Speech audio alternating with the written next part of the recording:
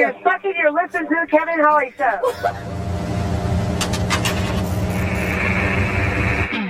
You are listening to the Kevin Holly Show. The Kevin Holly Show. Hi, this is Lisa London, and you are listening to the Kevin Holly Show. I got the right away, and that's all you got to say. I've been thinking about some things I thought I'd never be thinking. Too many drugs dropped into my mouth, looking for something new, but I end up drinking.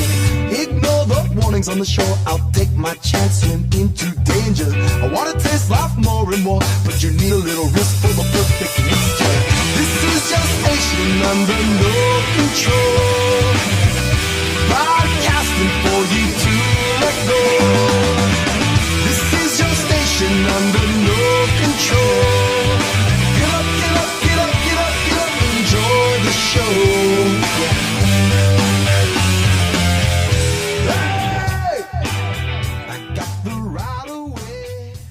This radio person is the whole problem. Are we going to allow this guy to be heard by anyone who can turn a dial? I've got a pirate radio station. Nobody knows who he is. You out there? You listening? Wow, hello everybody. Whew. Welcome to the Kevin Holly Show. Call the show tonight. Be taking calls all night or text 727-550-7886. Welcome to the show. Welcome everybody on Facebook. Welcome all of our listeners on ironbroadcast.com, the Internet Radio Network, and also out there in London in the Wigan Borough, WBR-FM. Thank you for listening. You can also catch the show on Spotify, Apple, iHeart, all that stuff. Podbean, I don't know, everywhere. I think it's on, geez Louise, man, I forget, everywhere. Pinterest? It's going to be a hoot tonight, I'll tell you what. Sorry to say, it's just me. You'll notice in that camera right to the right of me, that window there, no Holland. I don't know where she is, man. I'm worried about her. No call, no show. Oh, man. She's at a strip club last night, I'm pretty sure. Not working, just hanging out. Anyway, so I'll pull a little Rush Limbaugh tonight. All by myself. Like Green Day. Like a hidden track. I don't know. It's going to be fun, though. Call the show. Man. I'll be heavy in the chat room tonight. If you're watching us on Facebook. Facebook Live. You know, that awesome social media canceled fucking culture. Oh my god. Alright, so it's just me and you. This beautiful smile. My gray beard rubbing on that microphone. It's gonna be fun anyway. Why not? I mean, you know, it sucks when you're used to having a full room to do a show, and then it's just like, it's just me. So, I like surprises. I don't like surprises that involve doing a 3-hour program by myself. But I have a backup plan. I always do. I'm always ready. I'm always happy. I'm happy to be here. It's been a lot of fun on social media for the last week. I've made a lot of new friends, and it's been cool. So, welcome to the show, those of you listening. I've already gotten heckled once by Penis Game Amy. I just love saying that. Penis Game Amy, welcome to the show. Thanks. Dave Brown in the chat. What's up? Brian Walter. Yeah, this is not Pornhub. I don't know why you're here. I'm just kidding. I love you, Brian Walter. I love you, buddy. Oh my God, Brian Walter was one of the first people to call the show, and he laughed hysterically. He was with Jism Jason. We used to have a guy named Jism Jason that would do porn reviews on our show. It was one of the early day things that we did like 5 years ago. I know it's hacky, but he did 1 or 2 call-ins, and we sent him the links to different pornos that we wanted him to review. And after the first episode of that, or first segment of that, I started sending him gay porn. And he participated for like a minute, and then he was out. Cheers, Amy. Hell yeah. All right. So we're going to have a lot of fun tonight. There's a lot of things that have happened.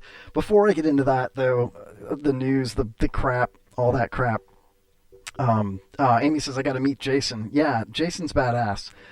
There's a couple Jasons, actually. Jason from Waste Management also canceled tonight because he's not feeling well. I don't know. Is something going around where people are getting sick? I don't even know. Is something going around? Because people haven't been feeling well. It's weird. But he might call in depending on how he feels. But, no Holon. What's the point? Is he going to read me Holland's poem? It's going to be weird if he does. I don't want to hear, I could play Holland. I could pretend I'm Holland. I don't know. Also, we were supposed to have Florida Man Stan, the actual real deal Jerry Springer, Florida Man Stan on the show tonight. He was going to Zoom in, and that's going to be awesome. Later on in the show, I will definitely play some of the videos of Florida Man Stan and his bird, effing Dennis. You just have to see it and experience it. Absolutely hilarious, but he's also feeling under the weather. I don't know what happened, or he had some kind of prior engagement that he said might spill into today, and I want to say it was health related. It may not have even been him. I don't know. We didn't really talk about it, so I don't want to speculate, but Florida Man Stan not calling a show tonight. Jason from Waste Management, dude, if you're listening, you calling anyway. We can talk, just me and you. And just chill. Also, before we start, I want to thank our sponsor, marijuanagolf.com. You go to marijuanagolf.com and type in The Kevin Holly Show, all one word, in the promo box at checkout, and you'll get $10 off of a beautiful, breathable golf polo. You can get your marijuana golf hat, golf balls, teed up high. I'm not even a pothead. I'm really not. But it's a golf apparel and accessory store for the medicated golfer, which I think is kind of cool. We all know somebody that is awesome at golf that smokes a little ganja. I don't know. I'm not really that dude. But, Marijuana Golf has been awesome to the show over the years. And I'm talking years and years. They've been super cool to us. Their products are in our swag packs, which, by the way, I've been packing up. All these people I promised swag packs to, it's coming. It's in the mail. Check's in the mail. Also, ironbroadcast.com. Mike Peter, he'll change your life. If you've got a podcast or an internet radio show and, you want to be on an awesome network, I don't know if he has any openings or slots. Your mother is a slot, but that is the OG badass internet radio network, ironbroadcast.com. Thank you for all the support and having our show on your network. Oh, man. So, a lot of things in the news today. Just to start off with, Anthony Cuomo, Andy Cuomo, Andre Cuomo, the governor of New York, if you want to call him that.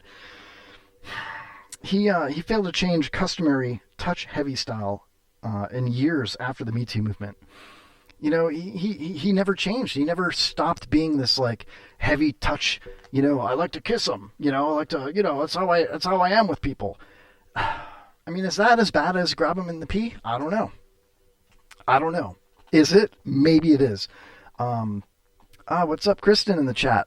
Brian Walters says worst segment ever. Dude, I'm just getting started, bro. No, are you talking about that other segment with Jism Jason? Yeah, I thought it was great. Anyway, New York employment lawyer calls Cuomo's excuse absolutely absurd from a legal standpoint. So, Cuomo's saying, "Oh, this is just how I act." You know what I mean?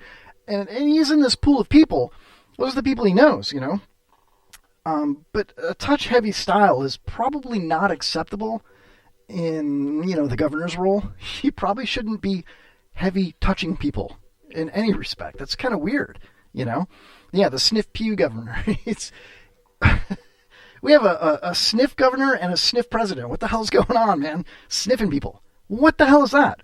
But Cuomo denied that he touched anyone inappropriately. Ironically, during an interview at the New York Heavy Petting Zoo. I know. At the New York Heavy Petting Zoo, guys. It's a heavy petting zoo? Come on! Oh my God. Listen, I'll be here all night. Call the show, 727-550-7886. I'll be taking your calls and texts. Just go ahead and file that away. But ironically, with Cuomo, welcome Nitwit to the chat. He said hold on. Nitwit says, I was looking for some entertainment, but I wound up here. Yeah, I know. Oh, look, my mom thought my joke was funny. Thank you, Rita. She said even I got it. Yeah, Heavy Petting Zoo. That's actually the name of an album from NoFX. So I kind of stole that. But that's what I do. I'm a hack. I'm Samuel L. Hackson. Thank you. Man. It's going to be a long night. It really is. Like, I don't have a team of like 20 people feeding me show prep. I don't have a producer. I don't have a board op. That's me. I'm all of that. So doing a solo show, I'm like Garth from Wayne's World right now. I'm like, we fear change. Wayne! That's how I feel right now. Brian Walter asks, how old are you, Kev? Oh, in the chat room, well, I will be 46 in July. So I am 45, my friend. Just like the best president since Reagan. I'm sorry. I'm not really a Trump guy either, you know. Not a pothead, not a Trump guy. Conservative, yes. I don't think Brian asked me all those things, though. Glick Chris in the chat room, our chat room moderator.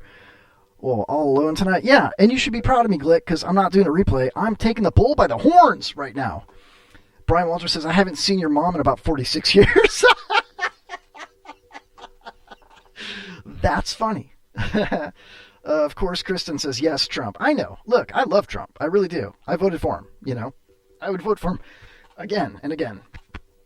Excuse me. Anyway, Glick says, hello, Twat Waffles. There was a reporter that came out today. Well, he didn't come out today. I'm pretty sure Bertie did, but I'm kidding. Okay, but this reporter came out and said that there's a list of like the top 10 questions that reporters should be asking Governor Cuomo, if and when they get a chance. You know, you talk about, being silenced. You talk about, suppression of information through social media. You talk about, this whole cancel culture stuff, just people not being allowed to ask questions without being ridiculed or called racist or you can't have an open mind. That Dinesh guy says a lot about that. And you now have this reporter that jumps out and puts his head out there. He puts his neck out there and he says, here are 10 tough questions that they should be asking Governor Cuomo right now. Now, this was going to be a bit that I was going to do with holon, where I do a kind of like a top 10, kind of thing. She's not here. So I'm going to play the role of myself doing this. I've got all 10 questions right here. And I'm going to answer them how I think Governor Cuomo would answer them. So here we go. Number 10, most important question that should be asked of Governor Cuomo. Have you or anyone in your office received a subpoena from federal prosecutors or testified before a grand jury regarding nursing home deaths? That's a big thing. Supposedly Governor Cuomo hid the fact that his policies put a bunch of COVID-positive people into nursing homes and caused the death of like 20,000 people in New York. So has he, received a subpoena from federal prosecutors or testified? And Cuomo says, no, we are above the law, and maybe you should be below me. Maybe you should be below me. Oh man, it's going to be like that. I'm sorry. It's going to be like that. When am I coming out? I'm not. I'm here. What's up? Fucking Spicoli in the chat. Dude. I love Spicoli. Oh my God. Jason from Waste Management. So now, it's not a fake pandemic? Touche. Touche, Mr. Jason. The question number 2, the hard-hitting question that a reporter should ask Governor Cuomo, if given the chance. Why won't you release your contract with Crown Publishing and reveal how much you have been paid for your book? And Cuomo says, why don't you release your wedding ring and come sit on your governor's lap?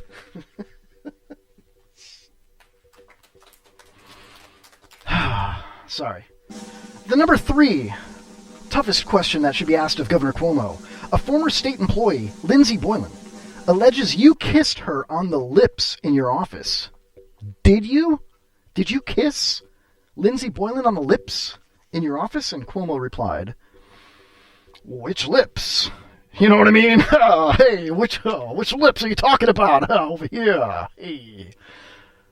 Because I'm from New York. Son of a bitch. Number 4, do you have a cigar box given to you by Bill Clinton? And, if so, did you show it to Ms. Boylan? And Cuomo's answer is, I showed him the cigars, yes. A few times, back and forth a little bit, up and down, in and out, hey.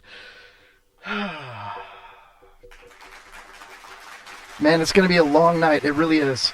And I apologize, sincerely. But the show must go on. God bless it. Number 5 most important question that should be asked of Governor Cuomo by a hard-hitting reporter, if given the chance. Boylan released an email from your assistant, Stephanie Benton, saying you said Boylan reminded you of Lisa Shields, a former girlfriend, and that Boylan could be her better-looking sister. Did you say that to Benton and instruct her to send such an email? And Cuomo said, we lost over 30,000 emails. I don't know, maybe ask Putin. Thank you. Ask Putin. Rita says, where's Holland? I don't know. It's like that Guns N' Roses video with the t-shirt on that said, where's Duff? Was it Duff? Where's Duff? I don't know. But it's okay. Hopefully she's okay. Somebody check on Holland. I tried. And I can't multitask that much. I'm already multitasking big time. I've already sent out an SOS and I'm waiting to hear back. So let me know. Okay, so, oh, geez Louise, man. There's more of these? The number 6 hard-hitting question should be asked of Governor Cuomo. Did you ever call Boylan Lisa in front of colleagues? And Cuomo said, I have no colleagues. They all hate me because I slap ass too much. I slap ass. Thank you. Oh, number 7. Did you ask former New York State employee Charlotte Bennett if she ever had sex with older men? Ooh, hey, did you ever have sex with older men? Just asking. And Cuomo's reply was, I'm just here so I don't get fined.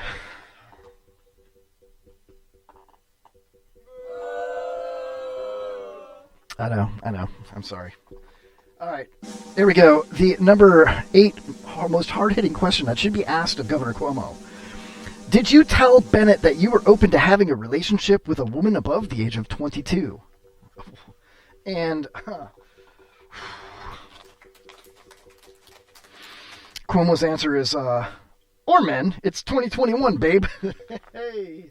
Okay, number 9. When and how did you first learn that Bennett had reported your behavior to Jill DeRosiers and Judith Mogul? Bennett told me at breakfast this morning. Thank you.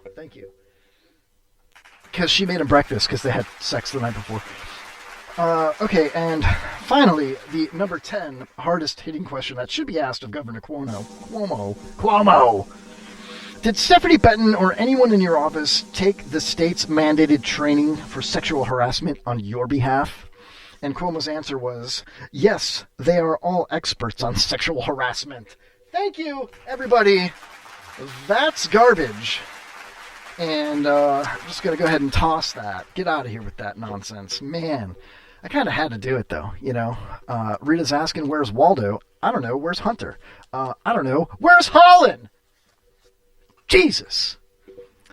Is Facebook going to fact check this list? I don't know, but I got into it with somebody earlier this week, and they were like, well, Snopes said this, and this watchdog group said that NPR is mostly centered in middle. How do you get your facts? And I'm like, by doing a little bit of investigation of my own and reading up on things and then forming an opinion, not based on what some bullshit watchdog group says that is right. I don't know. Maybe that. Thank God we're getting a phone call right now. Let's go ahead and take it. Hey, you're live on the Kevin Holly Show. Yeah, a little louder if you could. Hello? Where are we in terms of COVID? What? Take the phone out of your mouth, sir.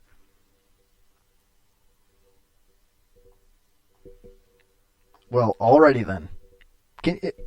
I'll give you one more chance to ask your question nice and loud and clear, please. Alright, that's some weak dick shit right there. Where are we with COVID? I don't know. Check NPR, bro. I don't know what to tell you. You know, check CNN, Fox News. I don't know. Where are we? I don't know. That's a great question, sir. Many states have lifted their mask mandates and opened everything up to 100%. A lot of people have said that Florida's wide open. I don't know. I do a lot of traveling in Florida throughout the day for work and for trying to build my business. Not the podcast so much, but my nonprofit.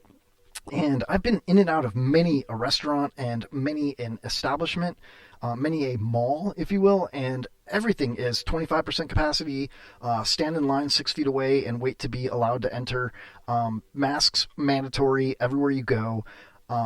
Most fast food and fast casual restaurants like Tijuana Flats or your local Taco Bell or KFC, etc. are all takeout only or drive-through only. So I beg to differ when people say that we're wide open. So specifically in my experiences, sir, that couldn't breathe out a word coherently on the phone just now, I would say that where are we at with COVID? It still sucks, dude. It's still a bunch of BS. You can't go by Biden's CDC guidelines or Trump's anti-Trump CDC guidelines when Trump was in office. You can't go by the CDC guidelines for the most part because they contradict themselves constantly. Masks work, masks don't work. If masks work, why do you have to be 6 feet apart? If being 6 feet apart works, why do you need to wear a mask? If you're wearing a mask, why do I have to wear a mask? If we can go to Home Depot, why can't we have Christmas? You know what I mean? So it's all BS, my friend. And for the people that are saying that Florida is a super spreader state because everything's wide open, that's not true because it's not wide open. It's like 25% open. Let's take the call. Probably same dude. Hey, you're live on the Kevin Holly Show. Where are we going in terms of... Okay, that's fine. Where are we going in terms of, I would assume you're going to say COVID-19. You hung up prematurely there, but that's okay. A lot of people come prematurely. I actually have been going to some meetings for premature ejaculation, and last week I didn't know what to wear, so I just came in my pants. Anyway, where are we going with it? Hopefully wide open everything, my friend. Hopefully no more remote anything. I'm so tired of remote everything. Remote school, remote Zoom, remote work, work at home, stay at home, lockdown. Hopefully where we're going is back to the regular normal, not this new normal BS crap. I don't want to get into this rant about COVID-19. A lot of people that follow the show or have interacted with me on social media understand probably where I stand with this. Yeah, the virus is real. Are the numbers faked? I mean, come on, man. Yeah. And you know what I'm so tired of is people saying, well, read a book. And then you come out with a statement or an author or a book or a research or a study or whatever it might be. And they're like, well, not that one. Not that one, because it doesn't support what I'm arguing with you about. Or trust the science, and you come out with a doctor or somebody that works in a hospital, and you have this counter opinion, and they're like, well, not that doctor, not that nurse, not that person that works in a hospital, only the ones that I approve of. You know what I mean? And I'm just really tired of it. So, for crying out loud. Okay, if you're gonna call the show with a bullshit phone number, okay, maybe you're not. I mean, we're heard in like Vietnam, we're heard all over the world, Russia, of course, right? Yeah, oh, Russia. All right, here we go. You're live on the Kevin Holly Show. Hello. If you're going to call the show with a bullshit phone number... It's not a bullshit phone number. Do not say who it is. Well, what's up? How are you? Don't say who it is. I just want to know why that guy won't take the dick out of his mouth and why won't he answer. Thank you for that. Yeah, Kirk in the chat room says it sounds like Cuomo. Yeah, he's got. I mean, I'm just like, if you're gonna call, don't act like a pussyfoot. Take it out of your mouth and talk. Thank you. I got called a pedophile 2 weeks ago, and I'm like, what? And the guy's like, I have proof. Like, okay. Yeah, take the dick out of your mouth. No, I'm gonna call him out. Like, he's either pranking or he's just a little pussyfoot liberal. Like, come on. I don't know. Talk. Maybe not a pussyfoot liberal soy boy, but maybe drunk is what I'm thinking. I'm just watching the feed, and I'm just like, come on, talk, Mr. Talk. Oh my gosh, yeah. So listen, we're going to actually be incorporating Zoom into the show because, hey, work at home, you know. But that'll be available as well. I didn't do it this week because on short notice I decided I'm going to do the show alone. And I just hadn't set it up. I mean, I could make a link really quick. Maybe I'll do it during the break and we can Zoom people in on this in the second hour. I don't know. Where are you listening? Maybe his balls need to drop. So, like, if he wants to call in and he needs help and advice on how they drop, we can give him some. If he wants to call back and actually stay on for longer than 2.5 seconds.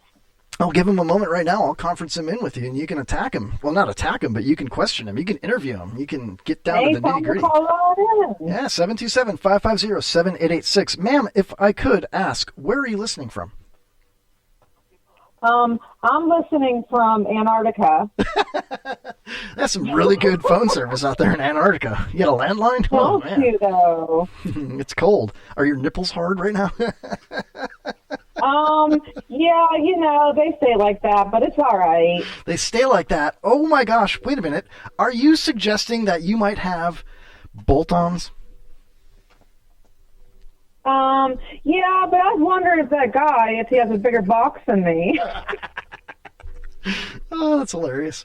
I heard that about people with fake boobs, that they have their nipples are either never hard or always hard. I don't know if that's true, and the way you said that made me think of that. Depends if they're pierced or not. So I guess this guy's not going to call back. Quit changing the subject. Are you saying you have pierced nipples? Let's talk more about those nipples, girl. What's up? I refuse to answer that question. You don't have to. I'm not Governor Cuomo. I'm not going to force you into it, nor do I have any authority over you. So it's okay. No one has authority over me. I'm just watching this feed, and I want this guy to call back up and go, "What are we doing?" Shit. Oh my God, hold on a second. Sorry about that. I hit a button. I got a lot of buttons and nobody to help me with them. Anyway, how are your buttons tonight? Hey, this guy needs to call back. If he calls back, call me. All right, I'll save your number. Thank you for listening to the Kevin Holly Show, though. I appreciate that very much. Thanks for calling. You're welcome. Bye. All right, bye. Oh my God, that's great. We got Marlene listening to the show. Rita's in the chat. Brian, Kirk, Jason. We got a bunch of people listening. You know what's really cool about social media? And it's funny because social media is not as popular as it used to be in this day and age. You know what I mean? So, but it's still really cool because you do get to interact with people that you normally wouldn't have the opportunity to interact with. And what I found to be really cool, I was watching a live feed on Facebook of all places, and it was somebody that's been on the show before, old Justin Chambers, who's like a young old string band type old country musician. Okay, he plays like weird old like 20s stuff, authentic country songs, and he's been progressing and getting better at it as he grows older. He's in his like early 20s, and he was doing a live feed. I believe I shared it maybe in the fun page. Anyway, I was watching it, and, you know, people were popping in and out. I shared it a couple of times, which is important. Guys, please, if you're watching on Facebook, share the show so more people can enjoy this dumpster fire that we're doing tonight. But anyway, I was watching OJC doing some country music and just sitting in his trailer, drinking beer and playing guitar, you know, and I was actually getting into it. It was fun, you know, and it was exciting and it was cool. And then he was talking in between songs and telling stories about what the songs were originally written about and why he liked them and what he liked about them and all that good stuff. And that's why social media is cool. So the funny thing, though, is that in between songs, he's talking and he's like, man, I've only got like a couple of people watching. And I'm like, well, hold on a second there, dude. It's not how many people click on it and then open it up full screen and then it says they're watching. A lot of people are watching as it's just sitting in their newsfeed. In fact, a lot of people watch and they don't want to click on it full screen because they don't want the host or any of the other people in the chat room to know that they're actually watching, because then they might get some unwanted comments or spam and get tagged, and like famous people or whatever. You know what I mean? Like I'm starting to think Mr. Lifto, maybe from the Jim Rose Circus Sideshow, is watching, but we don't really know for sure because he doesn't want people bothering him, saying, "Oh wow, look, Mr. Lifto's in the chat," and then he gets 15,000 freaking text messages. "I saw you in 1992, man." Oh, you know what I mean? So I had to kind of encourage old Justin Chambers and let him know, like, dude, just because the number says 2 or 4 doesn't mean that you don't have 20 or 40 people, watching. So that being said, if you are doing a show, if you're doing a podcast, a internet radio show, if you're a comedian, if you're a musician and you are playing for other people and you want to get like a Venmo or a Cash App donation or whatever it might be, you're working for it. Don't be discouraged that people aren't live in your chat, because plenty of people are watching through their news feed and just maybe not clicking on it full speed. And I guarantee you, and I've done it myself, that people are jotting down your Cash App or your Venmo, which mine, by the way, is Kevin-Holly-7 on Venmo, and they're throwing $5 at you. I know, I've done it. So yeah, that being said, man, support your local musicians, especially during these ridiculous Zoom work-at-home times, man. Oh my God. And I'm looking at this right now, and there's people saying hi to people that I don't even see in my chat. So that's cool. I already can tell. I can tell you right now that there's more people watching than are in the chat. You know what I mean? So don't get discouraged. Anybody out there doing that. And some of you all, holy crap, man. Like, I'm watching, what's that girl's name? Jackie Venison? Venison is deer meat. Jackie Vinson? Not Eric Vinson. Jackie Venson, I think is her name. She's this person of color with beautiful curly hair, and she plays blues guitar, and oh my God, she's bringing back like this old school music, and it's so badass. And I watch her every time she comes on live, man. I only set my little bell thing to alert me when certain things are coming on live. It might be Shannon Burke. It might be Attila is cool. I watch a little bit of Garabo. Sometimes I'll watch Jackie and OJC, And when it comes on, I look at hers, though, and it's like there's like 1,000 people in there watching. Like 1,200 people watching. It's like more than the president, Biden. For real. It really is. And oh, man, I should try and pull something up from her real quick. I don't want to get copyrighted, which is ridiculous. We got copyrighted last week for playing the music of the guests that were in our studio. How crappy is that? 17 minutes of our show got muted on, I don't know, Facebook, YouTube, whatever it was. So I don't know. That just, to me, that kind of sucks, man. You know what I mean? Let me pull up a little Jackie Venson. Jackie, right? Is it Yeah, Venson. Venson. And I'll just play like a little tiny bit of her. Let's see here, Austin, Texas. Y'all were just talking about that on Florida Man Radio today. All right, here, we'll play this one. Whoa. It's a little loud. Let me pull it in here for you guys. You can see it. There it is. All right, tell me this chick's not badass. Make it a full screen for you here, because that's what I can do. Oh, yeah. There it is. Check this chick out, man. Shall I fast forward a little bit? Now, she's kind of beautiful. I don't know, man. I mean, I don't want to be creepy or anything, but let's, should we just play the intro? Let her just play it out. Look at this chick. I'll shut up. If I don't talk over it, though, I'll get copyrighted. Here we go. Oh, man, look at this. I'm going to skip forward. Ready? Skipping forward. Booyah.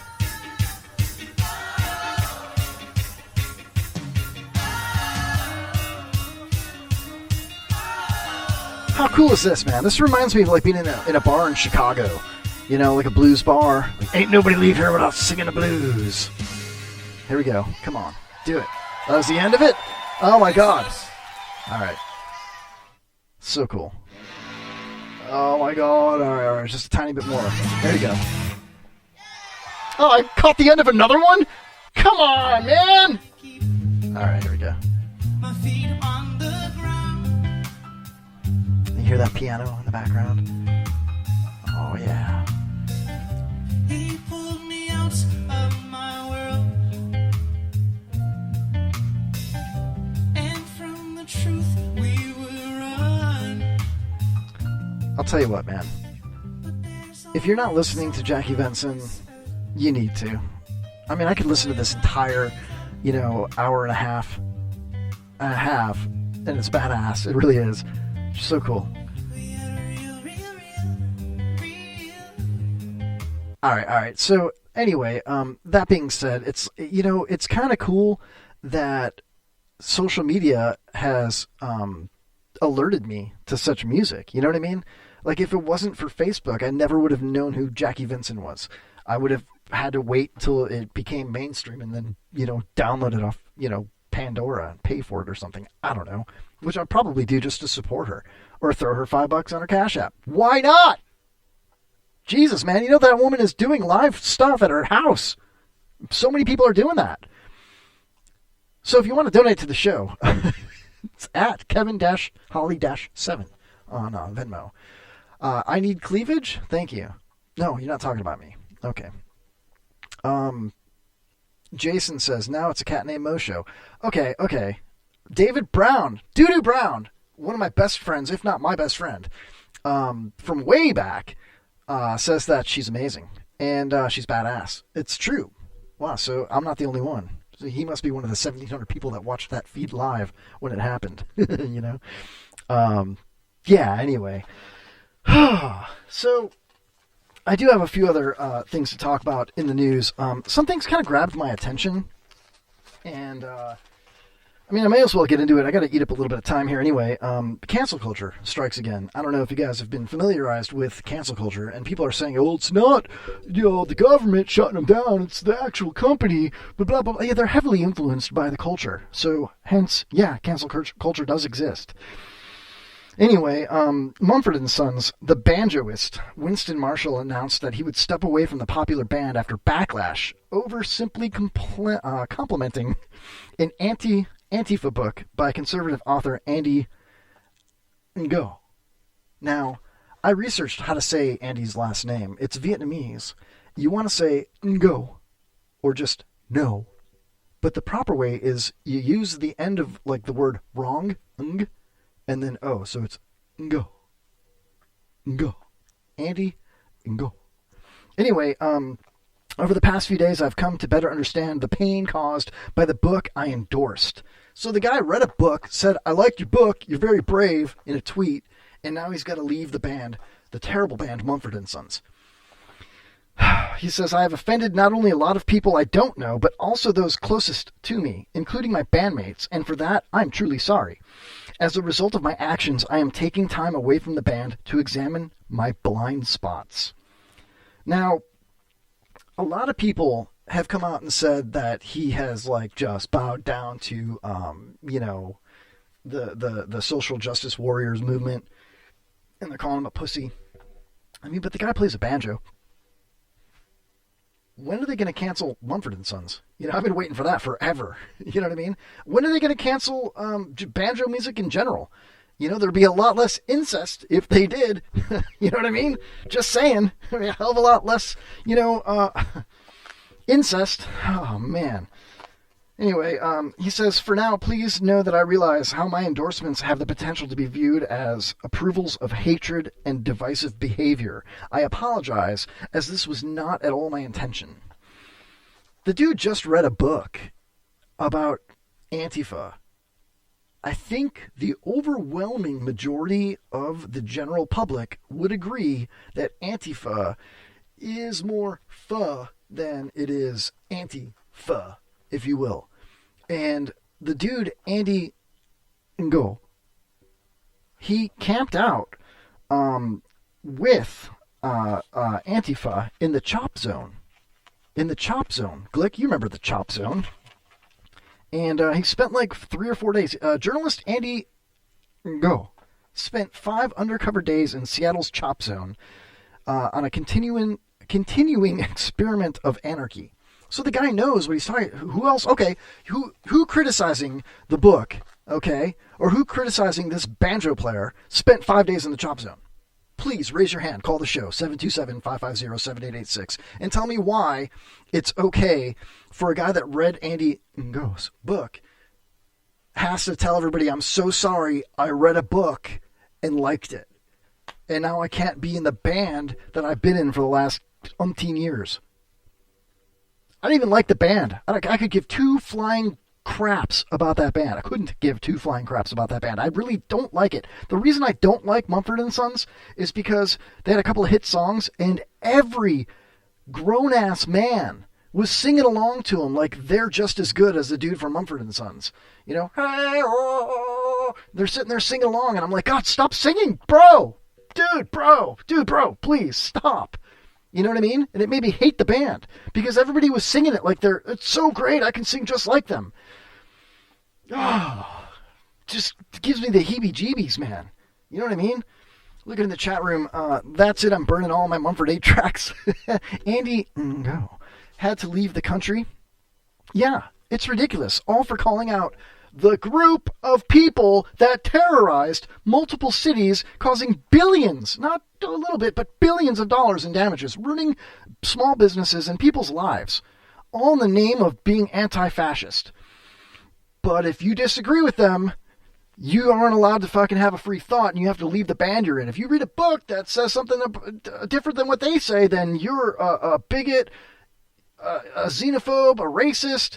You know what I mean? And so how is that not fascist? And it's been an argument that's been going on forever, and people totally get it, except for the anti-fascist people. They don't get it. They're the only ones that don't get that. How can you say you're not allowed to speak on this or have an opinion or you'll get canceled or whatever, and still say that they're the ones that are anti-fascist? That's exactly fascism. Oh my God, it drives me nuts. And then the people that have the best retorts and explanations of that dichotomy, the irony of an anti-fascist being actually fascist, the people that speak about that most eloquently are people like, you know, Crowder or Dinesh or what's that dude? The little guy with the yarmulke, Ben Shapiro. Okay? And oh my God, God forbid, those guys have a voice. They're the devil. Oh, and those same people that call those people out are like, thank God Rush Limbaugh died. How? How can you be from the party of tolerance? How can you be anti-fascist and celebrate the death of somebody just because they had a factual difference of opinion with you? It's just mind blown. You know, I just don't get it. But you know what, though? I really don't care about Mumford & Sons because their music sucks. And hopefully we won't have to hear any more people sing along with it. God, it sucks so bad. It really did, man. And then you got people like, you know, like, do you want to go back in time? Do you want to go back to a time a year ago, less than a year ago, 2 years ago? How about 5 years ago when a certain person was constantly saying things like this? Racist, xenophobic, homophobic, sexist. I mean, come on. Islamophobic. Give me a fucking break. Oh my God. Anyway. It is a fun name to say. Go. Andy, go. I just, the hypocrisy and the irony and say no more, Kevin. Say no more. Really. I don't think I really need to say any more. And anybody that wants to argue with me, I really don't want to. I don't care. I really don't. I mean, how can you argue with that? It's not being fascist because you read a book about Antifa from a guy that spent 5 days undercover in the chop zone surrounded by Antifa. He may have his opinion. You may think it's a difference of opinion because you have your opinions of Antifa, or maybe you are Antifa, but he still gets to have his. He was there. So if he wants to write a book about his experience there, and some banjo player wants to read that book and then come out and say, wow, in a tweet, you're really courageous. He said, you're really brave. I enjoyed your book. And now he's got to say things like, I now realize how hurtful my actions were. You read a book, dude. That's what the left keeps telling you to do. Read a book. But not that book. Don't read Andy Ngo's book. Don't read his book. Because that book doesn't count. Okay? Don't read that book. Well, trust the science. All right, well, this person I know works in a hospital. This person is on TV as a doctor on a different channel. Oh, you can't trust that science. I'm so over it, man. I'm so tired of it. I really am. Hey, you know what? I'm here. You're here. It's the Kevin Holly Show. The phone number is 727-550-7886. Look, I had stupid games and dick and fart jokes lined up, but I'm alone now. So I'm just going to right off the cuff, what's going on in the chat, what's going on with people calling, what's going on with my basic bitch show prep. How about Tiger Woods in the news again? He might be able to get home soon to continue his recovery efforts. Rory McIlroy says, is that how you say his name? No. And then you got McIlroy. It's McIlroy? McIlroy? I think it's McIlroy. McIlroy. But that's not how it's spelled. But I think that's how you say it. That's a really weird first name to give. If your last name is spelled MC... if it's spelled capital M, lowercase c, L-L-R-O-Y, McIlroy, okay? If that's your last name, why on earth would you name your son Rory, R-O-R-Y? It's like I'm chewing on wet marbles. Rory McIlroy. Rory McIlroy. What the hell is that? Anyway, Rory McIlroy was texting with Tiger Woods during the PGA event that happened this week. Tiger Woods is doing better and could be on track to be released from the hospital if all goes according to plan. Rory McIlroy said Tuesday night. McIlroy appeared on The Tonight Show with Jimmy Fallon and said he spoke to Woods a little bit as the legendary golfer recovers from a scary crash that occurred last month. He's doing better. I think all the guys have reached out to him, and hopefully if things go well over the next week, he might be able to get home and start to recover at home, which would be great for him so he could see his kids and his family, which I thought he gave up on his kids and family, but I might be wrong. I don't know. So he's doing better, and I just think all of us are wishing him a speedy recovery at this point. I am as well. I really like Tiger Woods. I really do. I enjoy watching him perform. He seems fun. You know what I mean? I mean, come on. The guy's banging Perkins waitresses, and he's a billionaire, multimillionaire, whatever.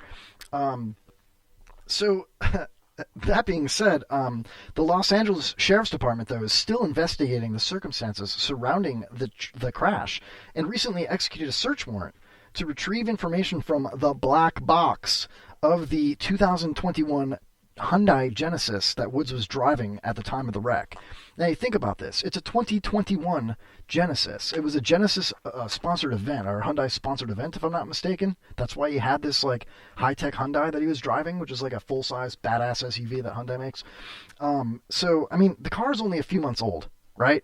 So, I mean, there's probably barely any miles on it. How much information could be in the black box? I mean, how long does it take? The accident happened late last month. It's February 10th. I'm sorry, it's March 10th. So how long does it take to find the black box in a Hyundai? And then how long does it take to plug it into a fucking, little scanner machine at AutoZone and figure out what the hell happened? Maybe forever, though, if that black box keeps lying and shit. Racist. Sorry.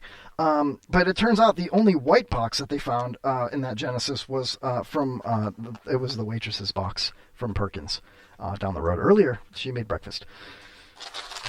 That was for you, Kristen. Jesus Christ.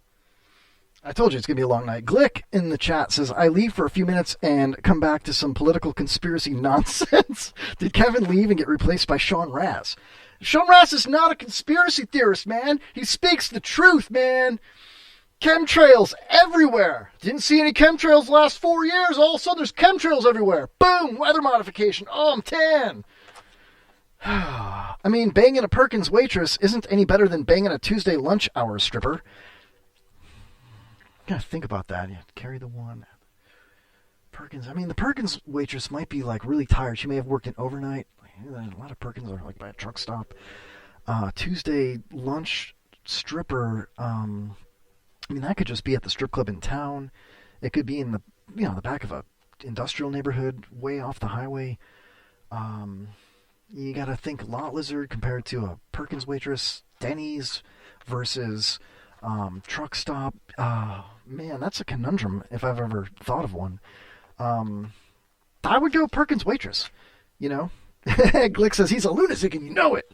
I love Raz, man. Are you kidding me? I mean, I still think to this day that Sean Raspatello thinks I'm out to get him. Like I'm every time I've ever spoke to him, I've been on his show, he's been on my show, that I'm trying to like pin him as a, maybe because I told him I didn't know who Alex Jones was. I don't know, man. But honestly, I mean, I have a picture of Sean Raz on the Wall of Fame. I love Sean Raz. I really do. I think he's hilarious. He's very straight to the point. He's a patriot. He's also a veteran, you know what I mean? And a small business owner, and a great husband, and, just a cool guy, radio fan of radio. What the hell's wrong with any of that? I mean, just because he thinks chemtrails are real, I mean, doesn't mean that he's a conspiracy theorist or anything. I mean, chemtrails are real, man. I love Sean. I just can't deal with the wild ideas. I know, Glick. I understand that. But you know what, though? Open your mind. Change the fucking channel, bro. You know what I mean? Because wild ideas sometimes are just, being a free thinker. As I put my tinfoil hat on.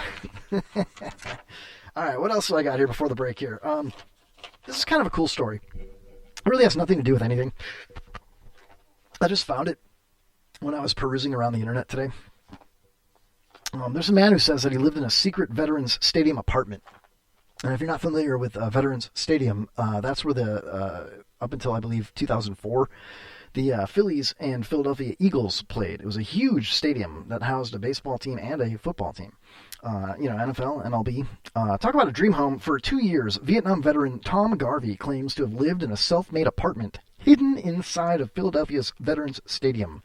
Garvey, now 78, says he secretly refurbished an empty concession stand inside the former home of the Phillies and Eagles. He said, I was like a kid with a Willy Wonka golden ticket. Yeah, Willy Wonka. Willy Wonka these nuts in your... I'm so sorry, I can't.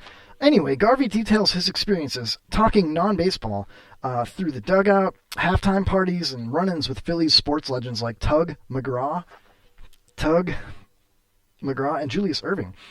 He wrote a 188-page book, The Secret Apartment, Vet Stadium, a surreal memoir, which was published in December. So this is new. He said he worked at the stadium complex parking lots through a company that was owned by his uncles. Through that job, he received an office at the Vet and keys to an obscure entrance to the stadium. So he had like a secret entrance. Plus he worked in an office inside.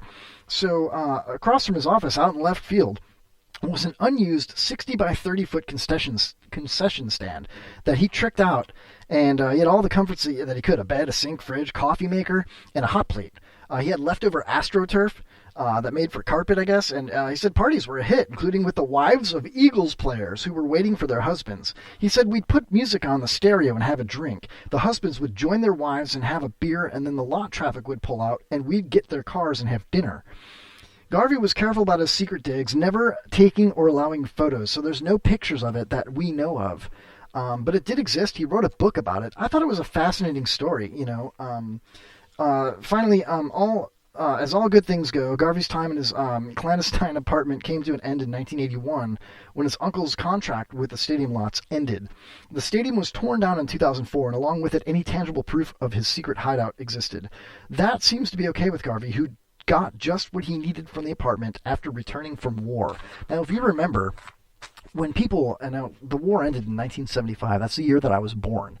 When the Vietnam War ended, a lot of the soldiers came back to the Americas, and they were shunned by the general liberal public because they didn't agree with the war. Now, these are soldiers that were just out of high school. These are 18, 19-year-old people that went and got shot at by children in the jungles of Vietnam. I couldn't even begin to explain what it was like to be there because I, A, was not there, and B, the stories that those people tell, it would be a disservice for me to try to describe. We've all seen MASH and different movies and things like that, but wow, guys are coming back getting spit on by people. You know what I mean? You got Hanoi Jane, you got all these weird things, and none of it's conspiracy. It all really happened, and that guy comes back, works at a baseball stadium, finds a way to build like a little apartment, and lives there for 2 years. That's what he needed. Imagine all the homeless vets that still exist to this day. Homeless Vietnam vets. How many of them? Oh man, I wish all of them would have had at least that kind of an experience. Man, I don't know how great it was for this dude. I mean, he wrote a book about it, and who knows what his level of success or mental fortitude is at this point in his life. But man, there's so many homeless vets out there. There's so many people down on their luck, and especially during this ridiculous bullshit lockdown stuff. How are they feeling? Could you imagine? That couldn't happen today. That was in 1981. Could you imagine 2021? What it would be like? I mean, there's people on TikTok that are making little toilet paper homes inside of the Home Depot or the Walmart as employees, and they're going in there and smoking their weed. That's completely different than a guy that lived in the stadium for 2 years, and that's what he needed. He just wanted some alone time. Imagine living in the stadium. Like, nobody's there. Nobody's there. You can walk out onto the 50-yard line, you know what I mean, with a hot cup of coffee. There's a story, a little excerpt in that. It's in his book where he talked about how he was seeing like there was a doubleheader that was unexpected or extra innings or whatever it was. And, there's only a couple hundred people left in the stadium. And, he came out in a bathrobe and slippers with a hot cup of coffee, and people didn't even care why he was in a bathrobe. They just wanted the coffee because the concession stands had closed hours earlier, and they're like, where'd you get that cup of coffee, man? Oh, man. Rita asks, did they pass the law to keep daylight savings time? I don't know. Google it. I don't know. Glick, no, stop it. Bad Kevin. Sorry, dude. By the way, Stan has never been funnier. Because he's not here. I get it. Well, I mean, Stan was never really supposed to be a part of the show. He said, while you're transitioning, you know what I mean? Moving rooms. Listen, for the new listeners and the older listeners alike, when we first started the show, we had my best friend Jaybird, homeless Chuck, who's a great friend, and Jay's dad, Pops. Pops in the wheelchair, an 84-year-old Korean War veteran. Going blind, deaf, lung cancer, peeing in a bag, but he never lost his wits, and he was awesome on the show. Well, when Pops passed away a couple of years ago, that was the end of Jaybird and coming to the studio for a while. He didn't want to. It just brought back all those memories. He was mourning the death of his father, And with that, I didn't want to stop the show. So I've been bouncing around with co-hosts for the last couple of years. You know what I mean? So, it is what it is. Pre or post-op. Yeah, thanks, Kirk. You caught that. Of course you did. Transitioning to what? Yeah, thank you. A grown human? Take me out of your pocket, Glick, and I'll show you. Anyway, so, yeah, I mean, Stan was never really a solid, sign a contract co-host, board op, producer, anything. He was just like, I'll stay till November. You know what I mean? And he did, and he stayed way past that. Here we are in March now. And he said that he'll stay till November back in like June of last year or something like that. So Stan's been on the show, oh my God, almost every week, I miss him, but I totally get it. And he wants me to develop like a 1-2 punch and it's nothing personal. I love Stan. Stan's like one of my best friends, he's great. If it wasn't for Stan, I mean, half the Wall of Fame wouldn't even be up there. You know what I mean? I know I stole a lot of his, guests, but it's because I'm a nice guy. They like me. Although half of them won't come back. Why? Because I talk about chemtrails? Why? Because I'm just kidding. Anyway, I do have a lot of fun in your pocket, Glick. Oh, you dickhead.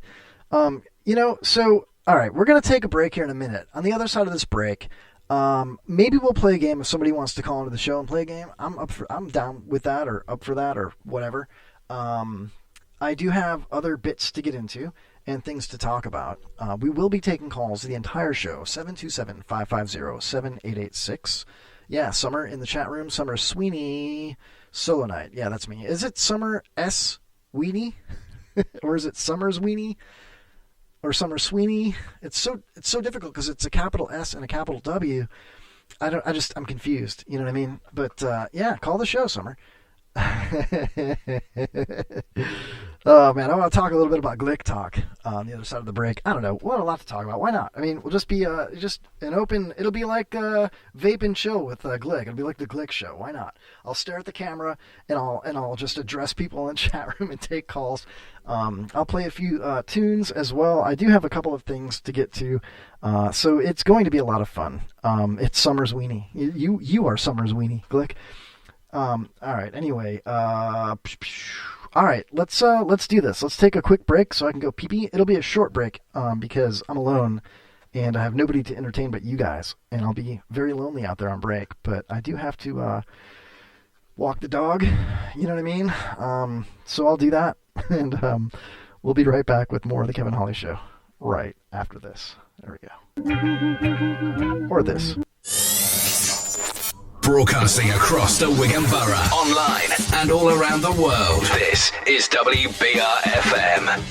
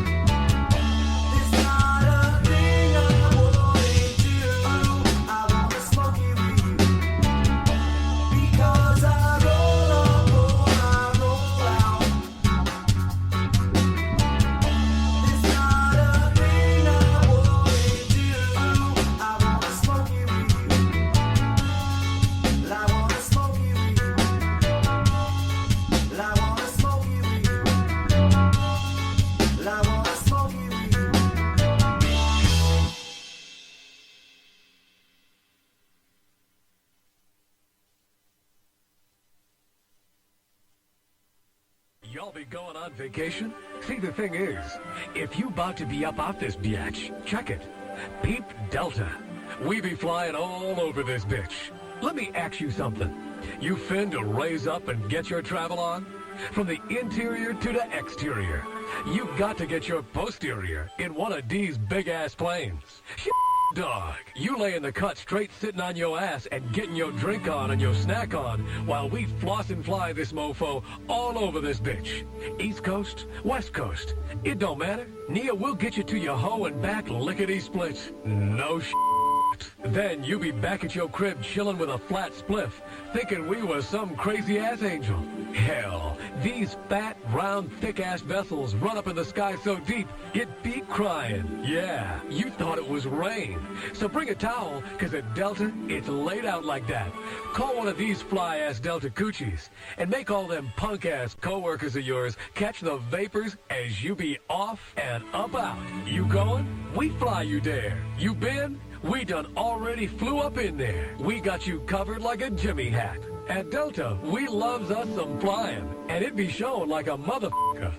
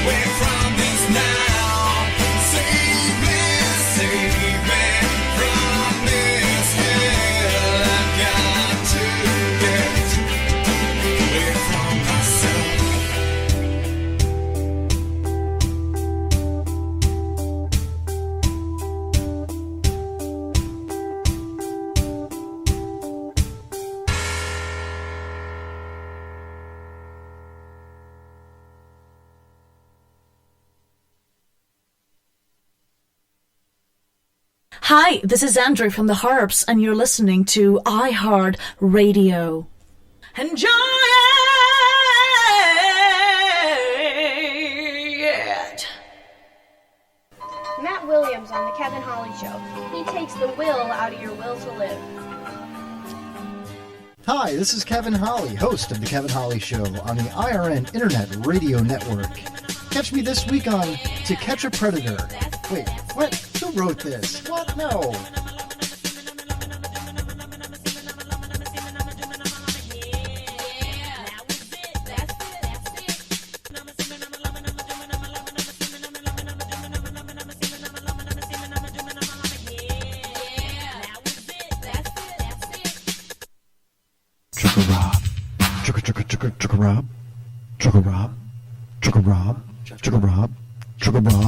Drive a truck, Rob. Driving trucks is all he wants to do. Drive a truck, truck, Rob. Driving trucks because he loves you. When something is consummated, that means that two people got fucked, and then you're coming along and 9 months later, asshole. You came out the asshole? So did I. I don't know how much these guys are. They're limited. What the fuck? Well, why did I deserve that, man? One of them went to a walk-in college, and the other one didn't go very far to school at all. He only lived a couple blocks away. Walk-in college? It's such a thing of the past. Those walk-in colleges.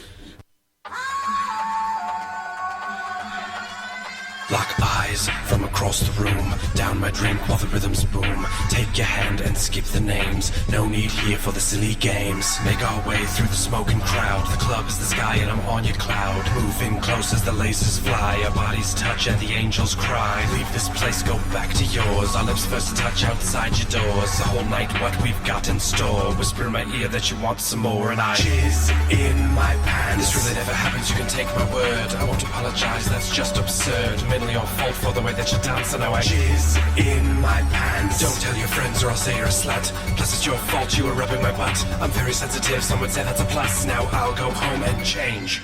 I need a few things from the grocery. Do things alone now, mostly.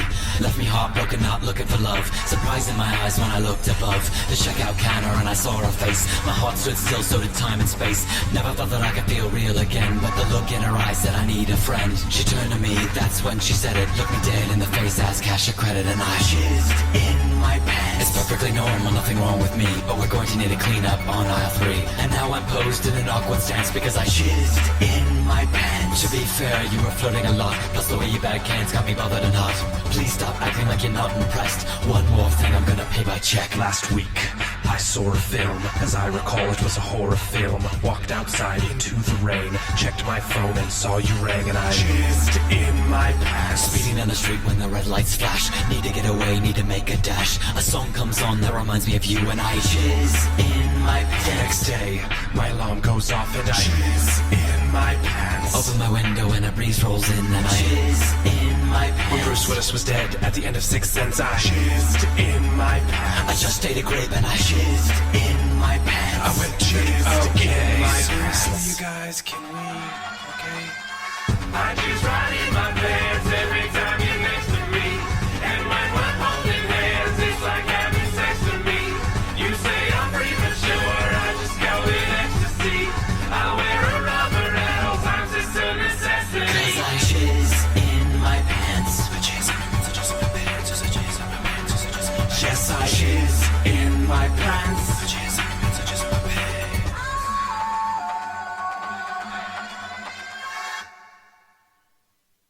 Chris Glick on the Kevin Holly Show. When he's in the room, he's chatting off.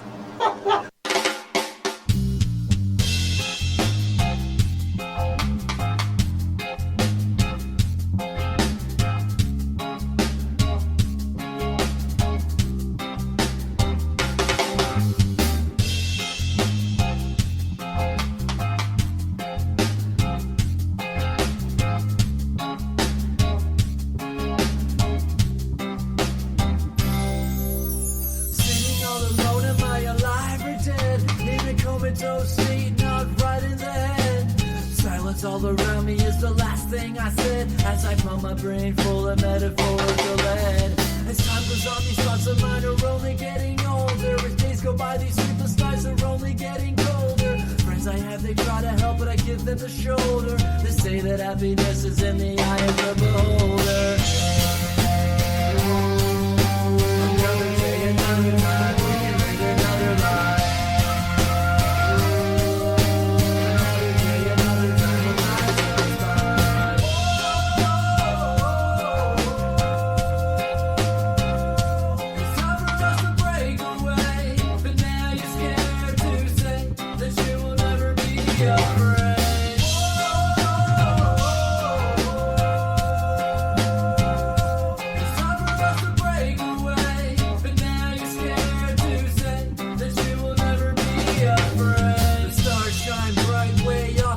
distant. The pattern that I see is not consistent. The life I once had is non-existent. I should have seen this coming, but I must have missed it. It seems everything I do is under a curse, and every single day is slowly getting worse. None of my good deeds are being reimbursed, and none of my good thoughts are even in this verse. Now mother, don't cry, it's all in my head, as I wonder if my father is alive or dead. I never meant to hurt you is the last thing he said, as he took away my father, left the mother instead. Now these events and maybe who I am today, and these songs I write is just how I portray the feelings that I wish would just go away. I know that one day everything will be okay. Another day, another night, another life.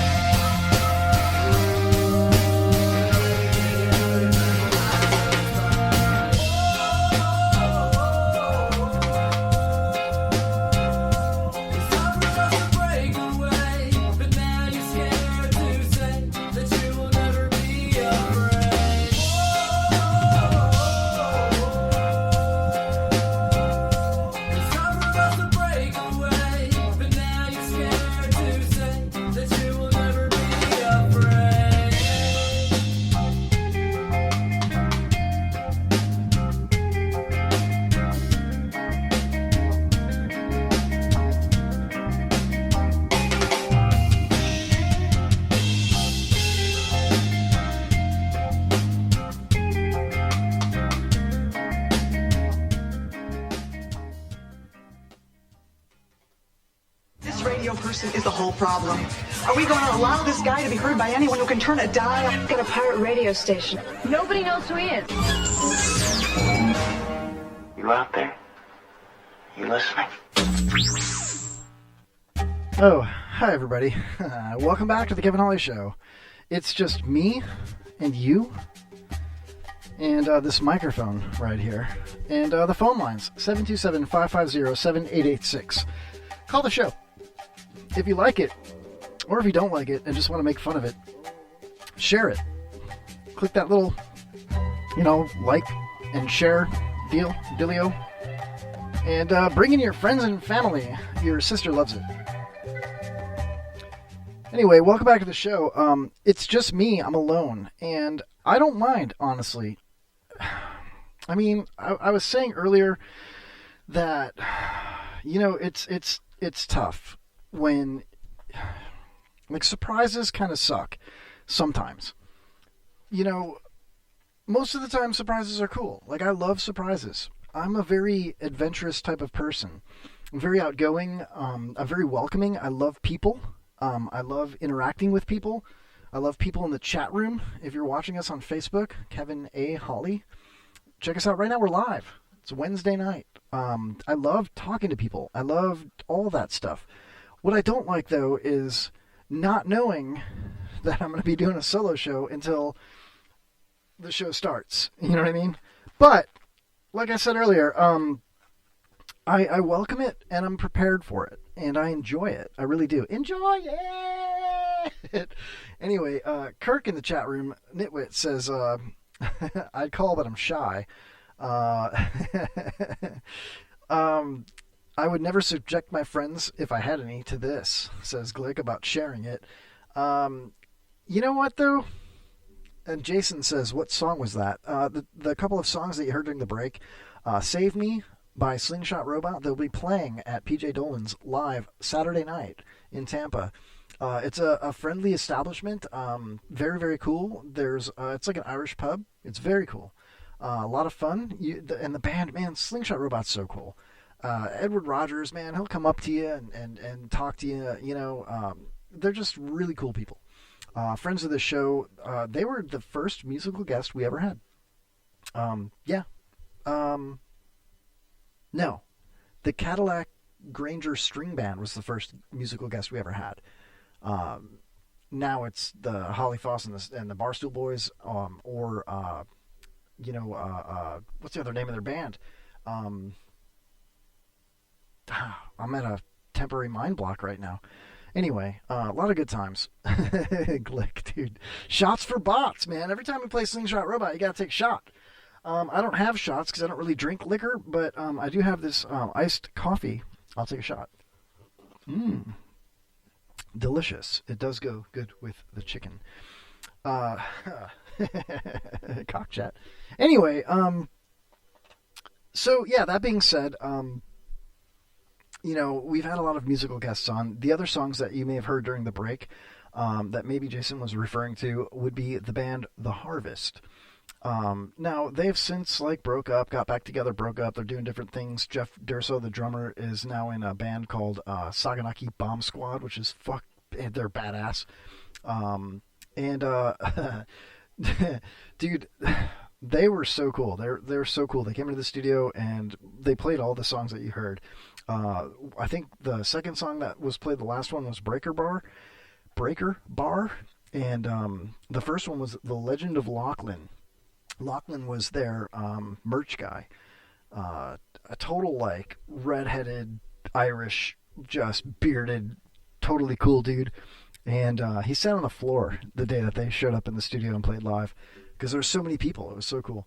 And I think he since went on to join the military, if I'm not mistaken. I think he's a patriot now. Yeah, good for him. Thank you for your service, Lachlan. That's a great song.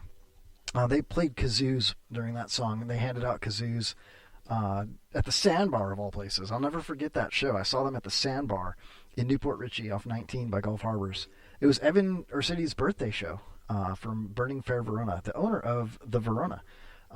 Shout out to them, man. He's talking about doing bigger and better things, man. It's like this COVID shit just killed the bar. I mean, they weren't allowed to even be open. I mean, you got a guy that crowdsourced and just everything he had put into this venue for death metal. It was so cool. It still is, but anyway, hopefully they'll figure something out and continue to keep that turd afloat, man, as he would say. But yeah, it was his birthday party, and the Harvest played, and I showed up for that. It was so cool. Oh my god, they were so much fun. They were handing out kazoos, and people in the crowd were playing the kazoos along with the music. It was like, woo, super fun time. Shots for bots, everybody. Anyway, so it's me, it's you, it's this microphone. In honor of the Maha, Rush Limbaugh. Rest in peace to a guy that was very polarizing.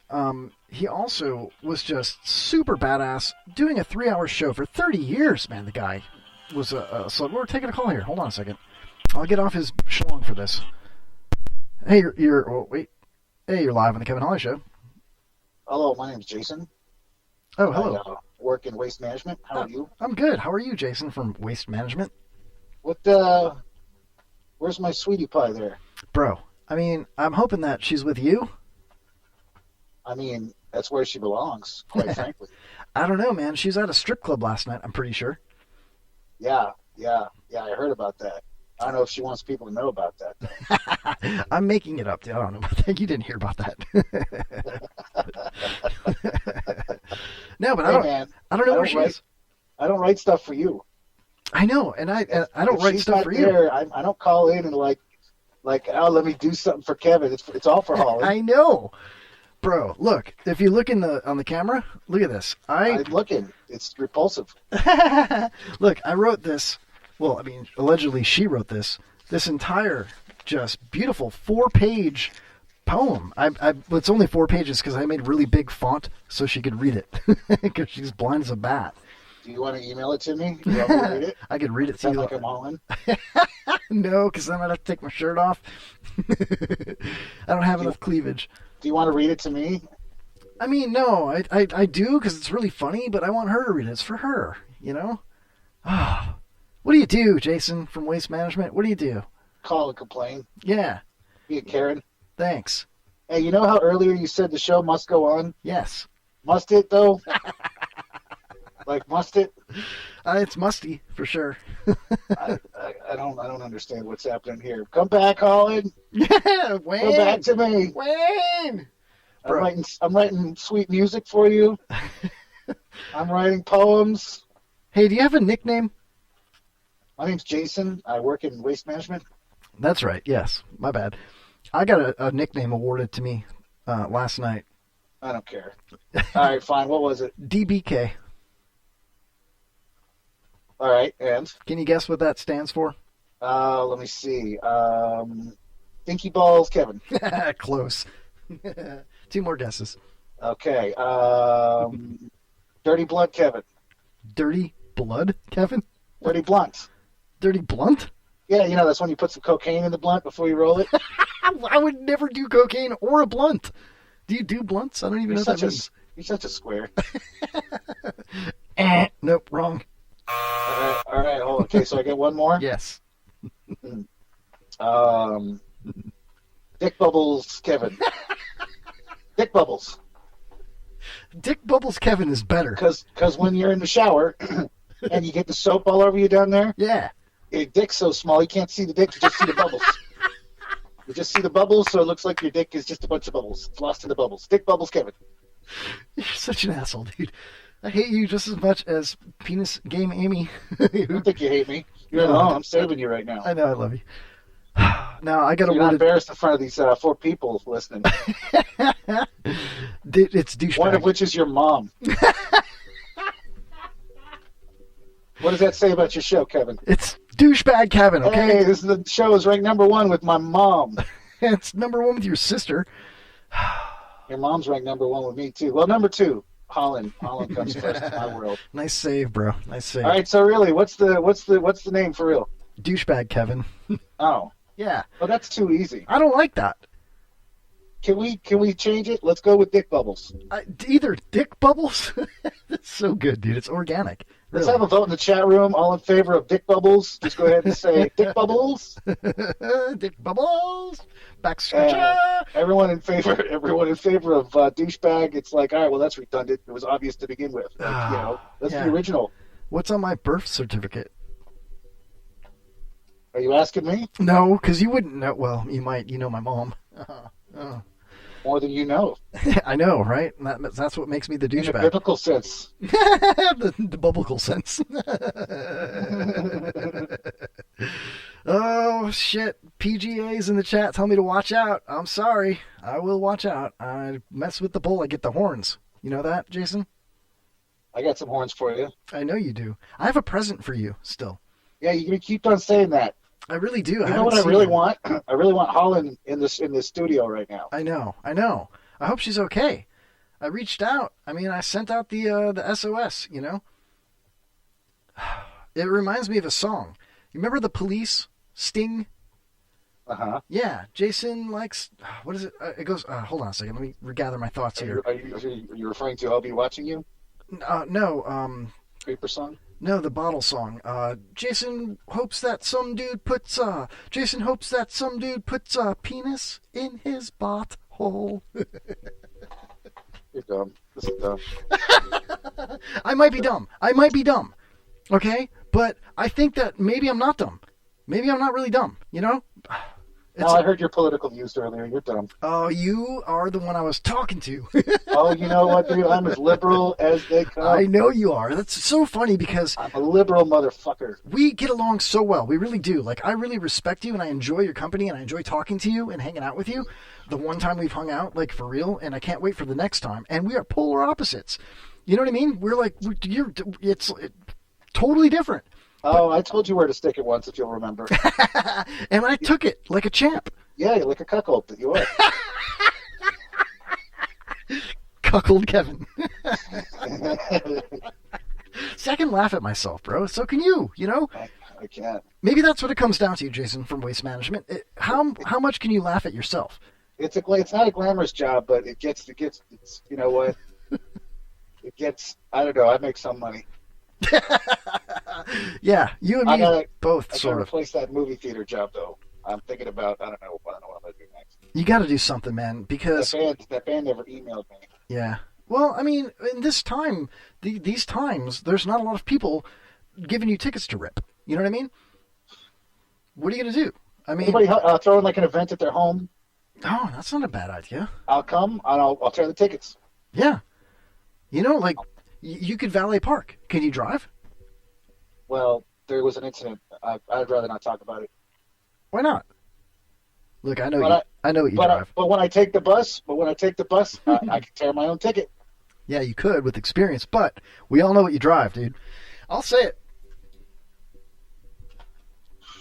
Dude. Typical of a left wing, polar opposite of Kevin Holly. What do you drive? Come on. It's a 1994 Geo Prism. Son, that's not. It's a stick shift. It's a little oxidated, but she's a classic. I just got to fix her up. It's adorable the way she putts down the street. Oh, man. I would like to sit in the middle, and Glick could be in the passenger side, and you drive, Glick would be the passenger, and I'd sit in the middle and go skiing. You know what I mean? I know you want to sit in the middle because it's a stick shift. Yeah. I know exactly what you want to do in the middle. Triple stick. Quadruple stick if I use mine. You know what I mean? Come on, we all know you drive a Mercedes. Just admit it, dude. I don't know what you're talking about. Bubbles. Dick bubbles. No, come on. You're a good looking dude with a good job in a good house in a good community, and you drive a good car. You're trying to make Holland jealous. All the ladies are going to be running all over me. Oh man, I don't know, but it is a Mercedes, and you were like, "Look at it, Kevin. Look at that." And I'm like, "What?" And you're like, "Look at the emblem. Look at it. It just it screams sexy." I had it replaced with a light up emblem. Did you really? That's not a joke. I did. What color does it light up, or multicolor? Just lights up white like the headlights. Oh. Yeah, you're giving away my whole shtick, dude. You're like. You said it. Why has it got to be white? Why? You know what I Because mean? Coca-Cola hadn't told me yet not to. Okay. Do you drink a lot of Coca-Cola? I do now. Well, you should know where your bread is buttered. No, I was always a Pepsi guy. This is boring. Yeah, but you know why? Because you're straight up asking if I drink Coca-Cola. I'm gonna get out of here. No, stop. You're a Pepsi guy because the Pepsi logo is the same as the Obama logo. You know it. You know it's true. I love that logo. Jason, when are you coming to the studio, man? I want to have you in the studio. You know what I got? I got a T-shirt that's got Christopher Walken on it, but it's in that Obama logo. You know, the painting, the Hope and Change painting. Yeah. So it's Christopher Walken in that logo, and the shirt's pink. I don't get it. It's not a joke. It's the most badass shirt in the world. Nobody has that shirt. It's a pink T-shirt, Christopher Walken in the Obama painting style. It's badass. All right, what is Chris Walken wearing? Because I call him Chris because we're tight. Oh, you and Chrissy boy? Yeah, we're tight. Is he wearing the leather jacket from the More Cowbell video, or is he like in a trench coat from True Romance? More close up of his face. I haven't really examined what he was wearing. You should be examining what I am wearing. Yeah, what are you wearing right now? I'm wearing a T-shirt with Buddha on it, and it says, "Try not to be a cunt." You can't say that word, dude. Oh, I'm sorry. No, Holland's not here, so, you know, I mean. Talk about her cunts. Cuts? Haircuts. Yeah, that's what I meant to say. Yeah, that's what you said. Yeah, it was a Freudian slip. Talk about haircuts. Yeah, see? Oh, you never catch me, Copper. Yeah. The ticket. You bamboozle her. That's why she's not here. See? Because her family listens. That's right. I forgot. I'm supposed to be. She had to talk with me on the side. And she says, "Listen, don't be so dirty," because my kids are listening. She never gave me that speech, and I write poetry for her that has the worst of content. You don't write poetry. You plagiarize song lyrics. Yeah, no. The last 2 weeks, though, and this one as well, I made it up myself with a generator. We're going to put a website up. We're going to put your poems against my poems. We're going to let the people vote. Wait, did you say palms? My palms against your palms? Yeah. What the hell is that? My poems against your poems. I like the sound of that. And then you're going to find out at the end of the vote that you probably shouldn't be writing stuff. I already know that. How come I don't have intro music? You do. I got it right here. Aside from Holland, I'm the best part of your show. Got it right here. Ladies and gentlemen, Jason from Waste Management, live on the Kevin Holly Show, is about to call Holland a cunt. Sorry. I didn't call her a cunt. No, haircut. That was okay. I mean, it was for off the cuff, man. Come on. At least I had something, you know? No, I can't wait to make you some intro music. I want you to come to the studio. We'll make it together. You and me, together. We'll give each other tips. You want me to come over so we can make it? Yeah. We'll give each other tips, you know. My tips, your tips. Just tips. Are you circumcised? Yes. Oh, I was hoping for some dong docking. I'm over circumcised. I have a chip. What does that mean? That means that on the tip of my member. Tell me more about your member. There's like a scratch. Very enthralling. This is compelling radio right here. It's like a healed scratch. You know what I mean? Like, okay. You ever like drag your toes on your BMX bike when you were a kid, barefoot, and then you got, bloodied up on your toes? Think of your biggest toe. Bigger than your biggest toe. Sure. And then there's a scab, and then it heals, and then there's just this mark on there. You know what I mean? That's on the end of my... I should be in porn, because it's magnificent to begin with, but it's also unique in the fact that it has a chip. I'd like to caution you against publicly describing your penis, because if you ever get accused of sexual assault, they'll be able to describe your penis perfectly. Yeah, but I won't ever get... that won't ever happen. Yeah, I don't really ever get laid, so... Well, I might decide to get rid of you eventually. Just because... After this ridiculous show, he has no one there with him. He still goes on. Why do I got to put up with this shit? Listen, officer, he touched me. He touched me in a bad way. Ask me about his penis. I'll tell you all about it. It's got a chip. Like when you drag your toes on the BMX bike. In the chat, Glick says he's not circumcised, but he is chipped. Kirk says it's a herpes scar. I don't know, man. I mean, I don't really ever show it to anybody except the multitude, the myriad of women that I've been with, and they all love it. They seem to really love it. I don't know if it does something for them or if it's just, some never even noticed it. You know what I mean? Maybe it was dark. I don't know. What? You want me to describe my penis to you? Hey, sure. You know how, when you're on a BMX bike? Yeah. And then, your dick gets tangled up in a chain? Yeah, of course. Yeah, I know. Because it happens to us guys, us big boys, Yeah, yeah. It's like that. Maybe you should get a bigger bike, I got chain marks on my dick. You wore those Jenko jeans. We called them lockups because they got caught in the chain. Lockups. You get locked up. Dude, I got to tell you, Jason from Waste Management, one time I was riding it was a nice bike. You know what I mean? They called it a training bike. It was a fixed speed, so it had one gear. They called it a fixie. And I was using it for exercise, and I was riding to the gym. It was a few years ago. And I went through the Target parking lot, and I came down this hill by the stoplight, and a car blew the yellow light and made a left turn in front of me.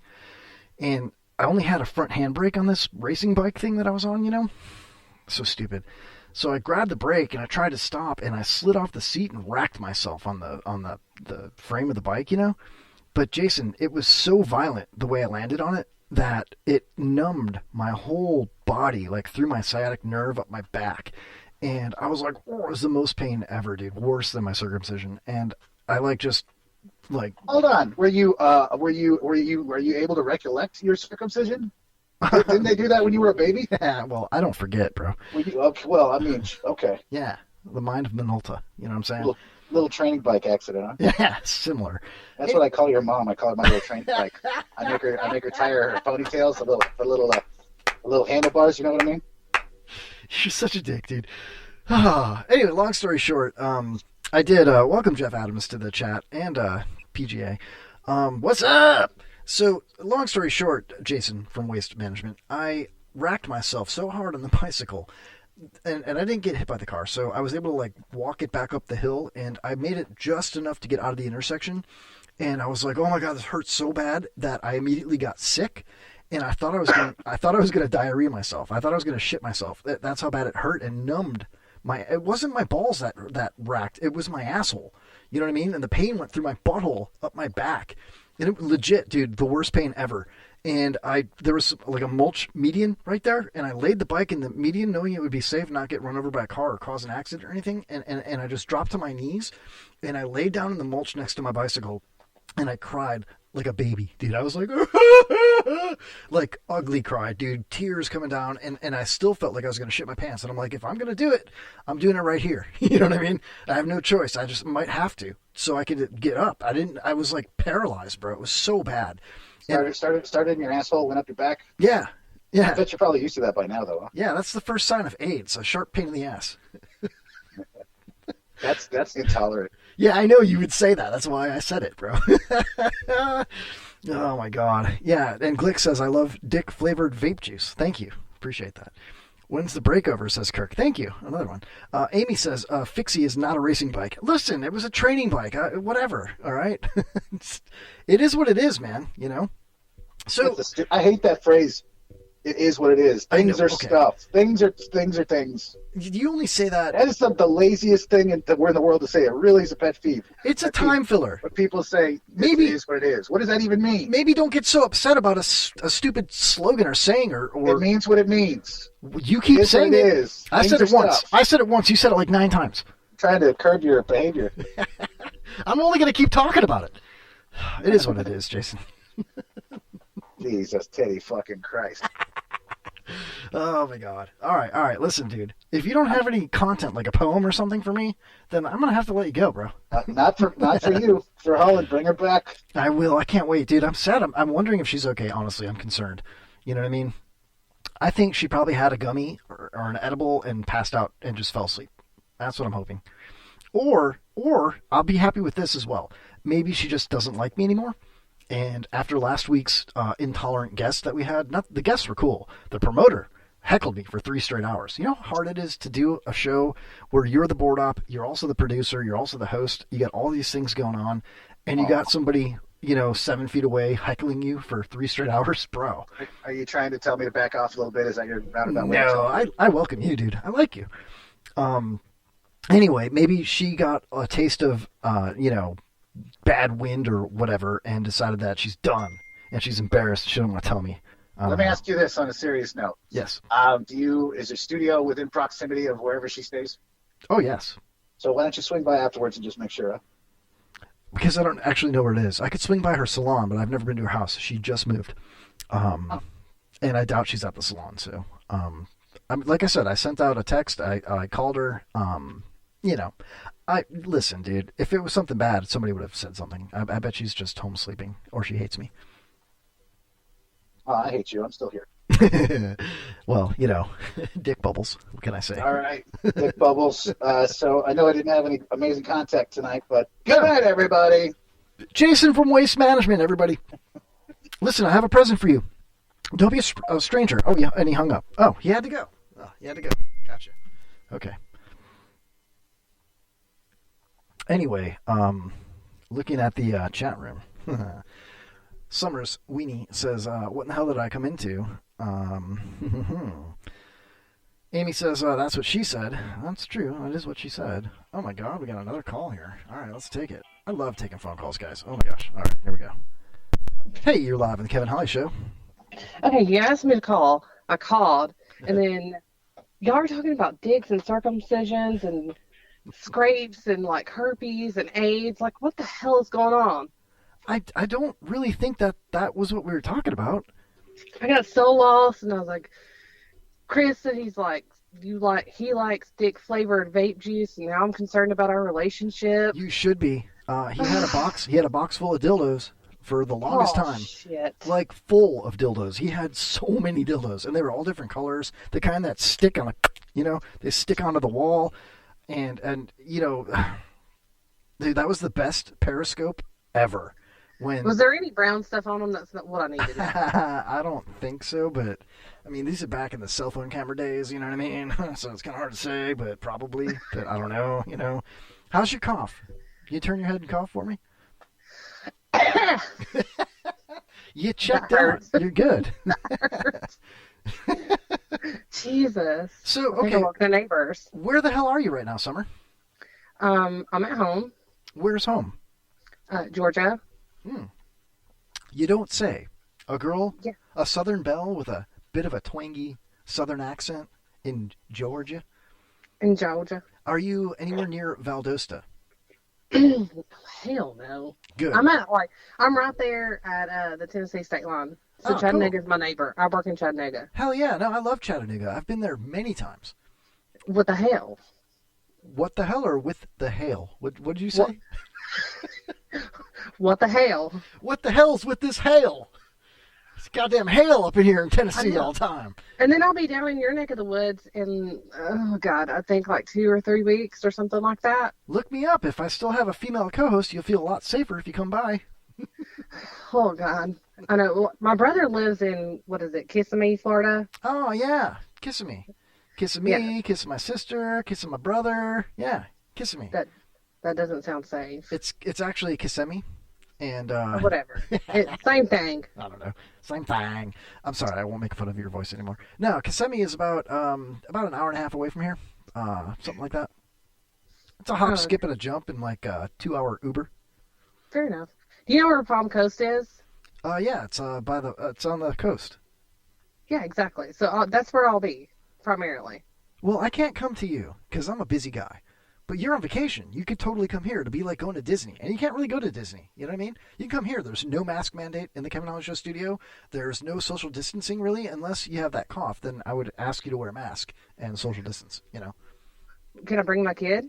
Yeah, of course. Just one kid? Yeah, I just have one. The little boy? How old is he? Sounded so bad. The fuck? I follow you on Facebook, and I want to say you have a young son. It's not what I meant. Oh, but is it? So don't bring him. Got it now. No, I'm saying I'll bring my kids. It'll be fun. Jesus Christ. You just made this shit so awkward. I know. That's what I do. That's why I got the douchebag Kevin moniker now. It's ridiculous. Yeah. No, he's 6. Perfect. Yeah. Yeah. Fair enough. And guess what? He's a man now. Why? Why? He's 6. He's not a man now. I don't know. He told me he was a man the other night. Oh, that's what they do. That's so cute. He's grown up. Let me ask you, do you have like a solid relationship with the boy? Like, do you interact with him constantly like most moms do with a 6-year-old boy? It's got to be tough. My ex-girlfriend had a 6-year-old son, and when we moved in together, you know, it was like awkward for me because like, oh, do I act like his stepdad? Do I act like his friend? Do I just follow the lead that she, you know, brings to the table? How do I do this? And I had the most fun just playing football with him, you know. Okay, my kid's a dick, first of all. Like, a few years ago, he told me, he walked in my room, he's like, hey, Mom, he's like, I'm going to go trick-or-treating. He's like, are you going to wear a costume? I said, no, do I need to? He said, yeah, you need to put a bag over your face. You're probably going to scare the other kids. Wow. I already like this kid. I'm like, all right, then. Sounds like a third mic on the show. No, I do interact with him a lot. So, like, right now, he just started karate. And he loves it. So now I have to take him and watch him, and it's hilarious. That's cool. You know, and you think about karate, and it really does teach the children, honor in sports and team sports and camaraderie with other kids their age, and how to not, you fight. The kids fight each other, but they also do it with honor, and they don't want to make fun of each other, and they encourage each other to pass to the next level and get the next colored belt. Karate, I think, is cool for kids, you know. Oh, he loves it. He didn't want to do baseball this year, so I was like, well, let's do karate. You've been asking about it.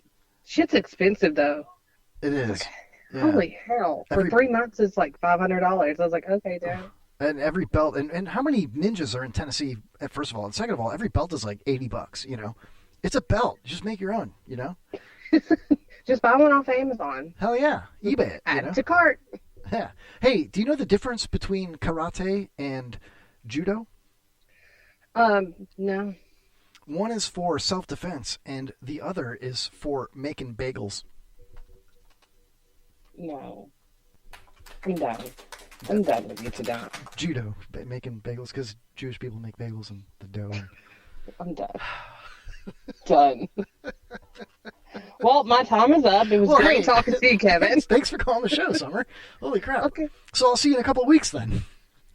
We'll see. We'll see how my vacation pans out. I think it'd be really cool, honestly. If you had the opportunity and the time, let me know ahead of time, and I'll bring the kids, and I'll make it family friendly. And I'm not bringing my kid anywhere near you now. Oh, Jesus Christ! Come on! All right, well then don't. Just come or don't come. I don't care. Whatever, man. That's what Chris does too. So. Epic fail. Thank you, Chris. That's what he's saying in the chat room. She won't be there. Oh my God, possessive much? Does he beat you? Blink twice if you need help. You can't see me blinking. Oh, son of a, just do it. Are you blinking? No, Chris is actually a very good boyfriend. He would never lay a hand on me. He's not possessive at all. He's like, she'll be on the other side of the state, okay?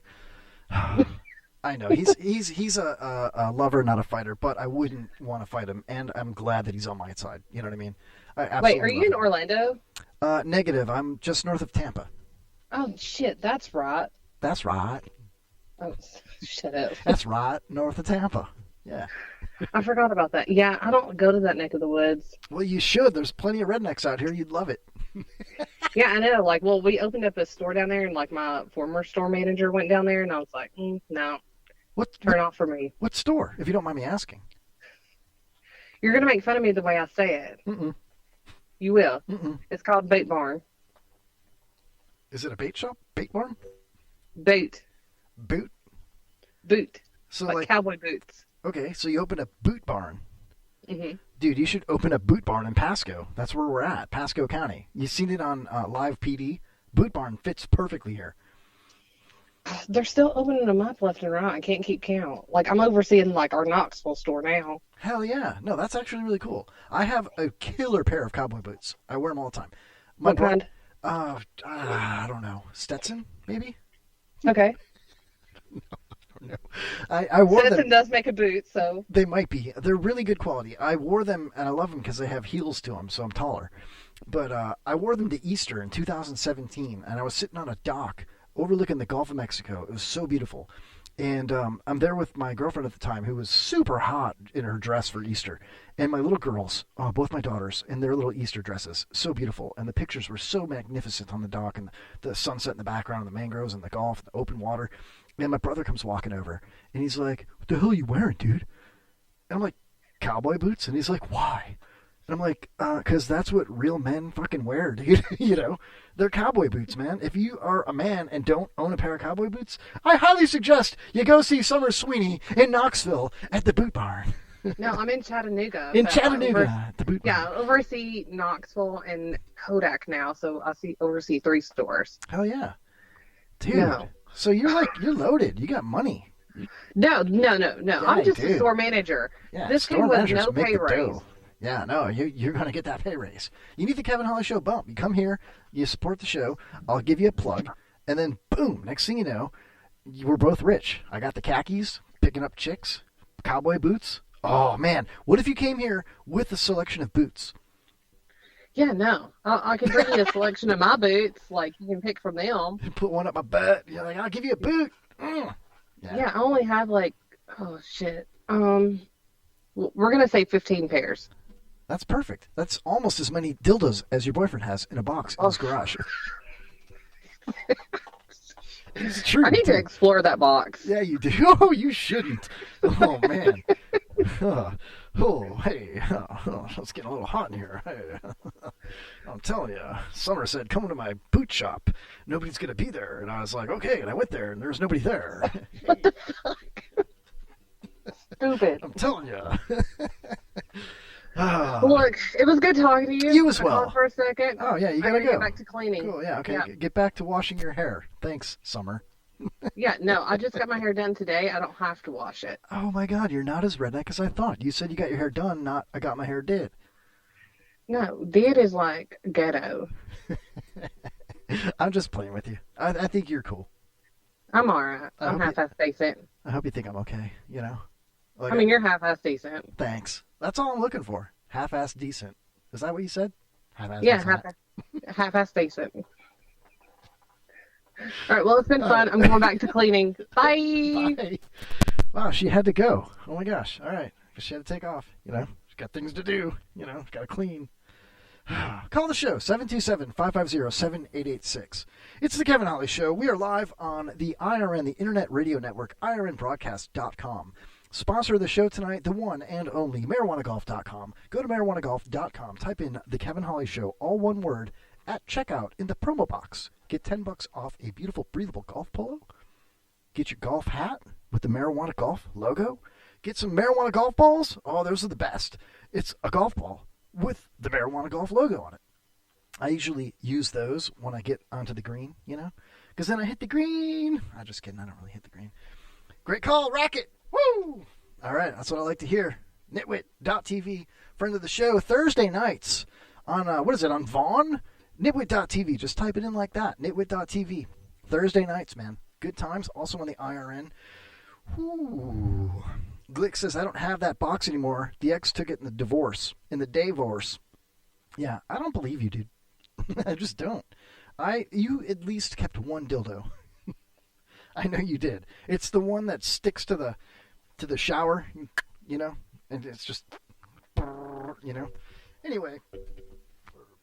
Oh, wow. What the hell has gone on? What has happened? It's almost time for the second break. I don't even really want to take a break. I want to take more phone calls. 727-550-7886. Call the show. What's new? What happened? What's going on? Do we have more show content for the last part of the segment here? I do, actually. I actually have enough segment for the rest of the show, to be honest with you. It went quites. I don't even know what that means. I don't know what that means, man. But, no, I do. I have some cool stuff here. I like to do this from time to time. And it's part of my backup plan, if you will, just because. It's called Facebook Saved, and I do have theme music for it. Oh, what? Yeah, that's right. It's time for Facebook Saved on the Kevin Holly Show. Should we give it some lights, too? Why not, man? We have them. Why not do it? All right, it's time for Facebook Saved.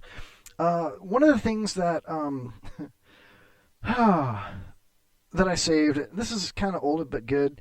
You may remember that last week, or the week before, whatever it was, Jason from Waste Management called up and he sang a sea shanty song about Holland.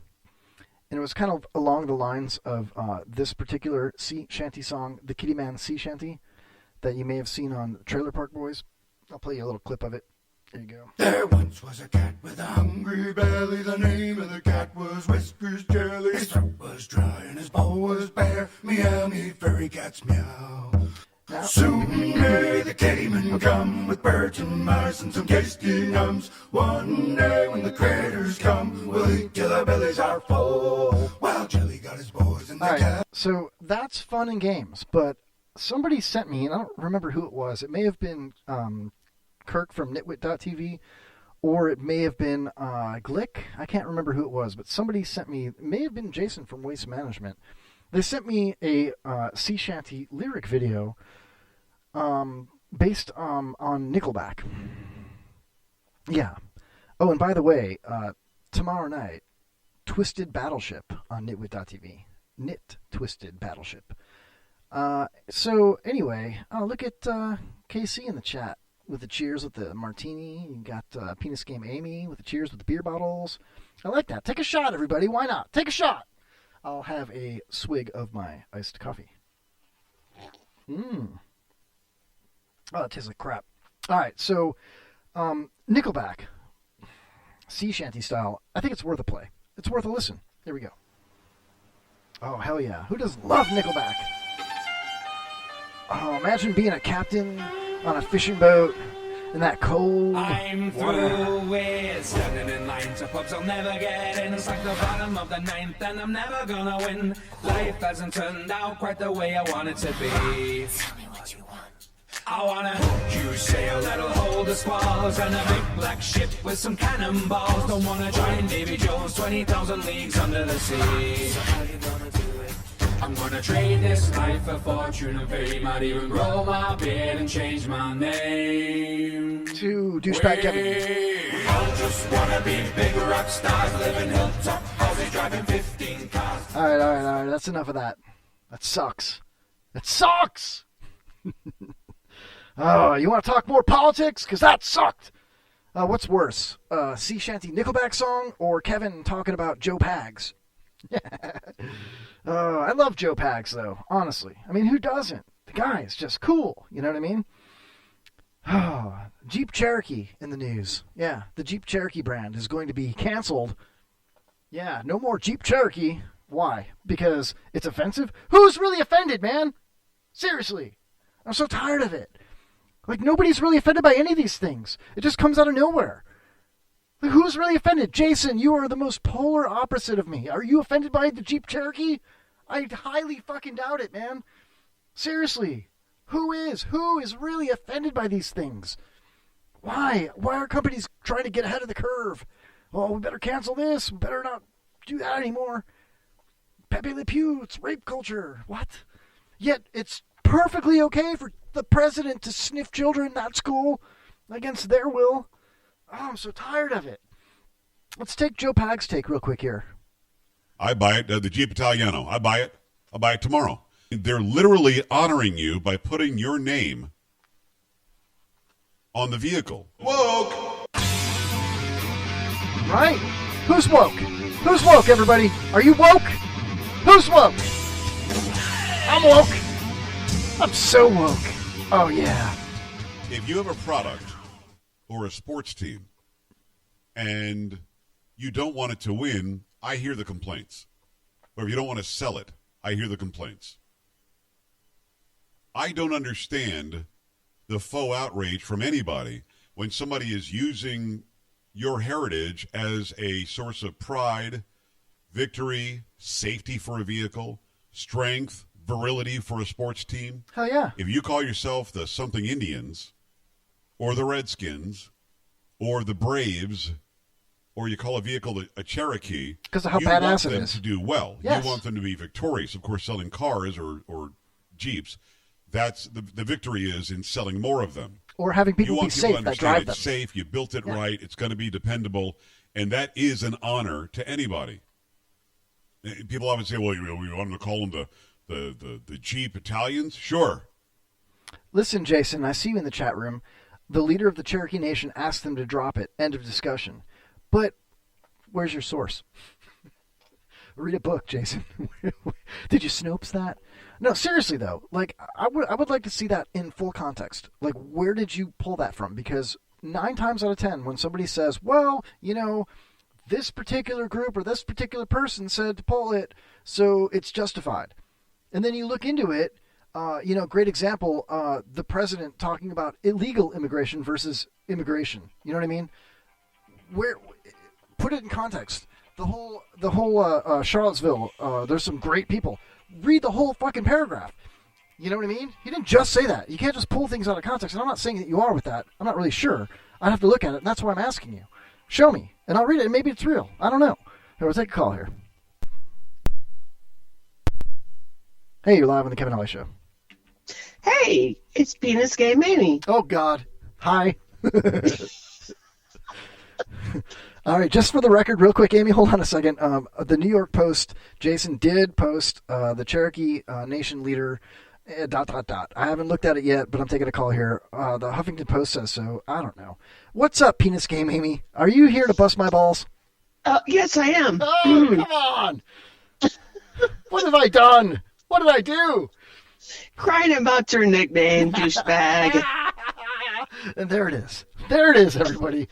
Thank you, Amy. Thank you. I mean, listen, Amy, you've got a kick-ass nickname that was labeled to you because of the guru, Shannon Burke, right? Yes. How cool is that? And well, it started back in Atlanta when he was in Atlanta, and they used to talk about penis and all kinds of shit. And so every time he would say penis, I would take a shot. And so the name Penis Game Amy just... What about Dick Bubbles? If I say Dick Bubbles, will you take a shot? No. No. I think Penis Game Amy is a great nickname. And you come out and you're like, anybody else have a nickname? And a handful of us were like, this nickname, that nickname. You started giving people nicknames. And I gave you the opportunity to give me one of several rap names like Kevleo, LL Cool K, Special K, Kev Doggy Dog, and Tupac with a K instead of a C. And you decided douchebag. Because that was the last one you gave me. But, I mean, so I'm not butthurt at all. I think it's hilarious. I did the open mic because I thought it would be catchy. You know what I mean? Like, maybe Penis Game Amy is listening, and if I called her out, you know what I mean, anonymously, maybe that would create a little laughter, And it seemed to have backfired because a lot of people were like, Kevin's butthurt about his stupid nickname, And I'm like, yeah. But I'm not, You insulted the gods. I apologize. I will make a sacrifice to the gods later. Maybe I'll get some Morris Farm Wagyu beef or something and cook it on the. I think I got like a. I know I have a Walmart grill. I'll just use that. So well, you must drink. So okay, fine. Here, I've got this delicious iced coffee that I'll take a sip of. Oh, yay! God. Tastes like Ice House. Oh man, Jason is in the chat room. What do you think about this penis game, Amy? I just want to say that so many times.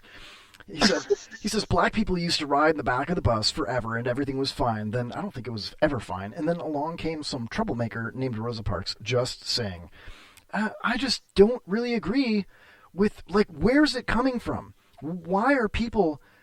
not why are people, but why are certain brands and things getting canceled? Who's really that offended? Amy, are you offended by any of this? Fuck no! Can I say fuck? Of course, yeah. Okay, yeah, okay. Your name starts with penis. I think you're okay. Oh, penis is okay, unless you're transgender, so, I don't know. Then it's off with the penis, yeah. Off with the penis, Can't have that, you know what I mean? Because that's offensive. No, it's getting really out of control, and I quit, So, if you had a penis, right? And just go with me. I don't know where you live exactly, or if you're married or whatever, but I want to say you're in Georgia. If you play your cards no, right... I'm single in Georgia. Okay, perfect. Yeah, if you play your cards right, you could have a penis in a matter of 12 hours. How long would it... I'm just saying, But really, are you going to be all offended? Oh, man, there was a penis on that one, Can't... No! Yeah, you like the penis, right? Fuck yes. Okay. So, do you like Jeep Cherokees or the Redskins or really? When was anybody offended? And how is it wrong all of a sudden? All of a sudden, it's wrong. And Jason, I get it. You said that the leader guy, whatever, said don't do it anymore. But that's still just one guy.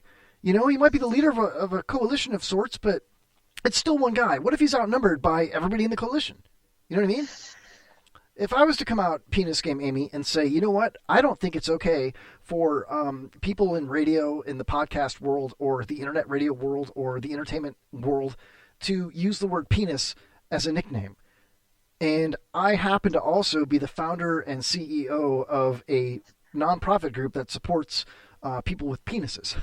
And, then, the penis groups would be like, we got to cancel that, and I wouldn't ask you to cancel it because I know that everybody else around me thinks it's crap. You know right. What I mean?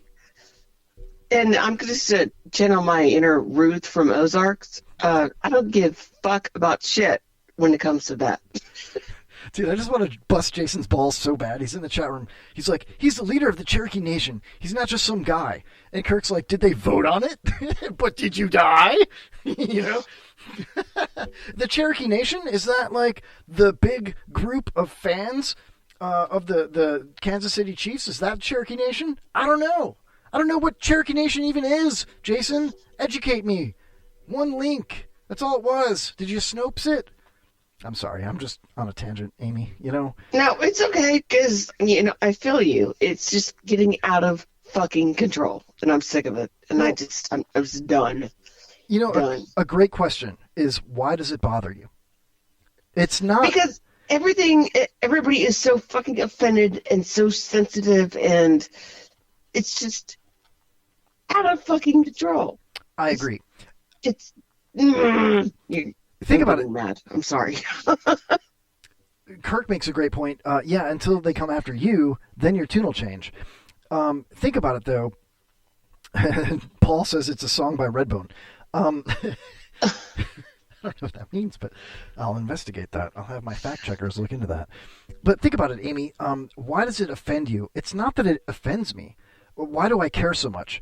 Why does it bother you? It's not that it bothers me. I'm not bothered by whether or not people like Mr. Potato Head. I don't care. It's not that bothers me. And I can't wrap my head around why people don't grasp this concept. It's not that you're canceling Dr. Seuss books or that Mr. Potato Head is being changed, or you can't, have your kids watch Pepe Le Pew anymore on Amazon Prime or Disney Plus or whatever the hell it is. It's not that. That doesn't bother me. What bothers me is that these corporations and society in general is getting ahead of the curve and getting rid of these things on this weird false sensation that if we eliminate that history, then it doesn't exist anymore. Like they're solving racism by deleting that. You know what I mean? Right. They're And not. That's a dangerous path to go by. Exactly, Amy. And very dangerous. That's what I'm trying to say. That's what bothers me about it. That's what bothers all the people that are commenting about it. It's not. Yeah. Nobody gives a shit if Jeep gets rid of the Cherokee name. They give a shit about why they're getting rid of it. Maybe that's a bad example, according to Jason. I will investigate that. But when you think about the Dr. Seuss thing, the Potato Head thing, the cartoon cancel culture, you know what I mean? The big wave of shit that's happened in the last 10 days. It's not that those things are bothering us. It's the fact that people or corporations or there's a movement of sorts that are trying to get ahead of the curve. Why? Nobody fucking cares. Nobody cares. Yeah, you know? exactly. Oh, yeah. I'm so tired of it. Well, I did, just recently, this week, I purchased 1984 on Amazon.com just so I could have a book in my hand. Because I think that's next. Well, I mean, I'm glad you said .com after you said Amazon. People may have been confused. I'm just messing with you. Dude, you gave me the worst nickname. Fuck you, douchebag. I mean, and this is what I was telling Jason earlier. Hey, look, I've been drinking a lot, so, don't You've been taking shots since like 3 p.m. I know. I've been watching you. Oh, honey, it starts at 9. But how do you stay so fit? You're out there on your bicycle riding around with those weird fucking spandex and stuff. I see your profile. We're friends on Facebook. What do you mean weird? I look goddamn I'll tell good, you, man. You do. You look good, sure. Okay. Don't be a hater. I'm not. But it's weird because, like, what are you trying to do? Are you sponsored by the Timex fucking stamp that's on your spandex? No. Are you trying to beat your last time? Actually, I am sponsored, and yes, I am a racer. So. Of course you are. Of course. For fuck's sake, man. Of course she is. Yeah. The next thing I'll be like, oh yeah, COVID's not real. And you'd be like, 38 people I know died from it. I'm like, oh, of course they did. Son of a bitch. I know. It's an example. I'm being facetious. Okay? I'm not being serious. No. But for real, though. You know what I mean? Why can't we cancel that? Why can't we cancel COVID culture? That'd be really cool. Can we cancel COVID culture? COVID culture? I've already canceled COVID culture. You said it. I don't wear a mask. Look, I'm an accountant for a trucking company. I've been essential. I've been working ever since day one. I have not worn a mask, and I'm out in public, and I'm fine. But friends of mine have been wearing masks, and they got sick. So yeah, we all know this. It doesn't help. It doesn't. The lockdowns didn't help. Masks didn't help, so just go back to regular, please, everybody. Paul says at least they don't say juicy on the back, referring to your spandex. That's pretty good. Jason says trying to vaccinations. I get it. No, I totally get it. And she is classy, Jason. Don't be ripping on a woman. What about this all-inclusive Me Too movement? Now you're going to rip on a woman because of her opinion? I'm just playing. I'm playing. But for real, though, it's and you think about it, you know what I mean? Of course you're a racer. Of course you're sponsored. Of course. Because you know what? Everybody does something. Everybody does something that they're proud of. And to take away from that because you disagree about a mask mandate or you disagree about what the CD says when they're contradicting themselves over and over again, or you just want to make a joke and somebody gets offended by it, who cares, man? It's all a crapshoot. It really is. We can all have these differences of opinions, but we can also all just laugh at each other. You know what I mean? Yeah. You called me douchebag like 20 times. And you know what? I'll welcome 20 more times. Because I don't care. It's hilarious to me. Okay. No, I'm not. That's not permission for you to call me a douchebag anymore. Okay, please don't. All right, douchebag. The one thing I will say is transgender in sports, no way. Yeah, no way. A couple of states have come out and said that that's not going to fly. No way. I think they should have like a transgender sports network. You know what I mean? And they can compete against each other, and I think that'd be cool. But here's the thing, Amy. You don't see any women that what's the proper way to say this? You don't see any women that changed into men You know what I mean? Competing in men's sports. No. You know what I mean? No. And I can testify because the men that I do training rides with whoop my ass every single fucking time because they're men. And when I do race, the UCI does a lot of drug testing, and they will test for testosterone levels for men and women. So there's a problem right there. I agree. You know? I think it's not even worth discussion, really. It's asinine. It is. If men that transform into women, however you want to say it politically right, and I don't even want to use politically correct because they use that. God, we don't want to talk about it back in the 40s and 50s. But people that change into men. Men that change into women are dominating women's sports when they're allowed to participate, but women that change into men don't even participate. You know what I mean? So to me, it just is silly. Why even talk about it? If people that change their genders and identify differently that are into sports, they should have, there's enough of them to participate together. And it would be, how cool would that be? Imagine that. Like, as an alternative that opens up to the Super Bowl, like before or after the Super Bowl, you have the transgendered, Olympics or the trans, seriously, you know what I mean? What's funny about that?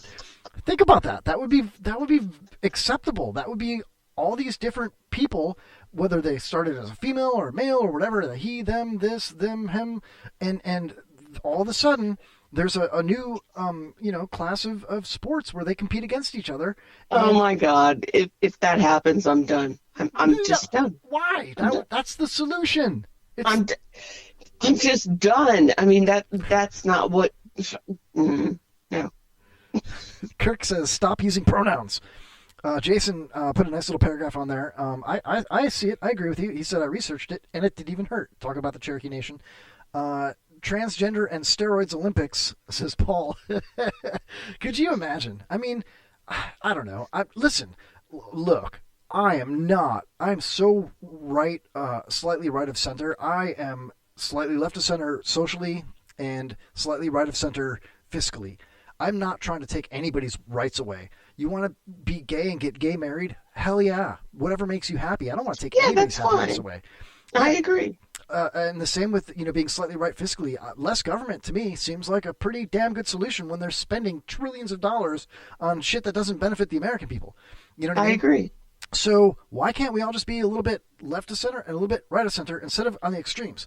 And when you talk about transgender stuff, let them do something. Let them incorporate that. Let them compete against each other. Okay, that's fine, but don't shove it down my fucking throat. Well, you don't have to watch it. Yeah, that's true. I mean, but I could be facing a competitor that's biologically a male. Not if you're not transgendered, then you won't have to compete against other transgenders. God, am I saying that right? In Kevin's political new world. Oh, God. Good luck with that. Michelle Obama can stand up and pee in any bathroom in any Target she wants. For the people. That's all I'm saying. Okay. It's okay, isn't it? I mean, I don't know. I don't know. I just want everybody to be happy, Oh, I know. But, Anyways, douchebag. Gotta go to bed. Oh, she's gotta go, everybody. Okay, cool. Go wash your hair. Thanks. Yeah. Better things to do. Love you. Now, thank you for calling the show and listening and being my new Facebook friend. I think you're cool. Yeah, I think you're cool, too. Aw. Yeah. All right. Penis Game Amy, everybody. Bye. Bye. How cool is that? Good times. Good times. And that's what I was saying earlier in the show about social media. You might only see 4 or 5 people in your live feed, and you might share it a couple times. You might see 35 people. You might see 7 people. But it doesn't necessarily mean that people aren't listening. And, there you go. PGA, calling the show. It's pretty badass. And Jason, again, it's all fun and games, dude. If the Principal Chief Chuck Hoskin Jr. was elected to serve as the Principal Chief of the Cherokee Nation, the country's largest tribal government with more than 380,000 tribal citizens in 2019, prior to being elected Principal Chief, he served as the Cherokee Nation Secretary of State, and he saying get rid of the Jeep Cherokee moniker on the Jeep Cherokee badge on the Jeeps. Well, where the hell was he, 30 years ago when they started making the XJs? Okay, maybe he was young and not part of the Cherokee Nation. Where were his leaders back then? The Cherokee name has been on the beach. The Cherokee name has been a badge on the Jeep XJ for, I don't know, at least 30 years now. Well, how did it happen for so long? Why was it okay for so long? And now all of a sudden it's a derogatory comment about Jeeps? No, about the Native Americans? Seriously, and Pags nailed it. It's a symbol of success and safety and just being the best of what it is. They didn't name their Cherokee because they were trying to be derogatory towards the Cherokee Nation. They named the Jeep Cherokee because it was the best goddamn SUV of its time. And that's what they associated the name Cherokee with, the best of its time. So who's really offended, man? And I beg to question that guy. What was his name? I'll scroll up here. I beg to question Principal Chief Chuck Hoskin Jr. about how many people agree with him. Out of 330,000 people, we have 330 million Americans. 330,000 is a drop in the bucket, okay? Compared, okay, that sounds bad. It's not a drop in the bucket, but just numbers-wise. Do 330,000 people really think, are they really that offended about the name the Jeep Cherokee? I really highly doubt it. That's what I'm trying to say. And when you explain just logically that they gave it the name because it was the best freaking thing out, they could have named it anything. They named it the Cherokee for reasons. I'm sure they had a research and development team, a PR team, a marketing team that said, this is the name we should give it. It's fucked up as that sounds, but maybe that's why. Is it really that bad? Is all I'm saying. Is it really that bad?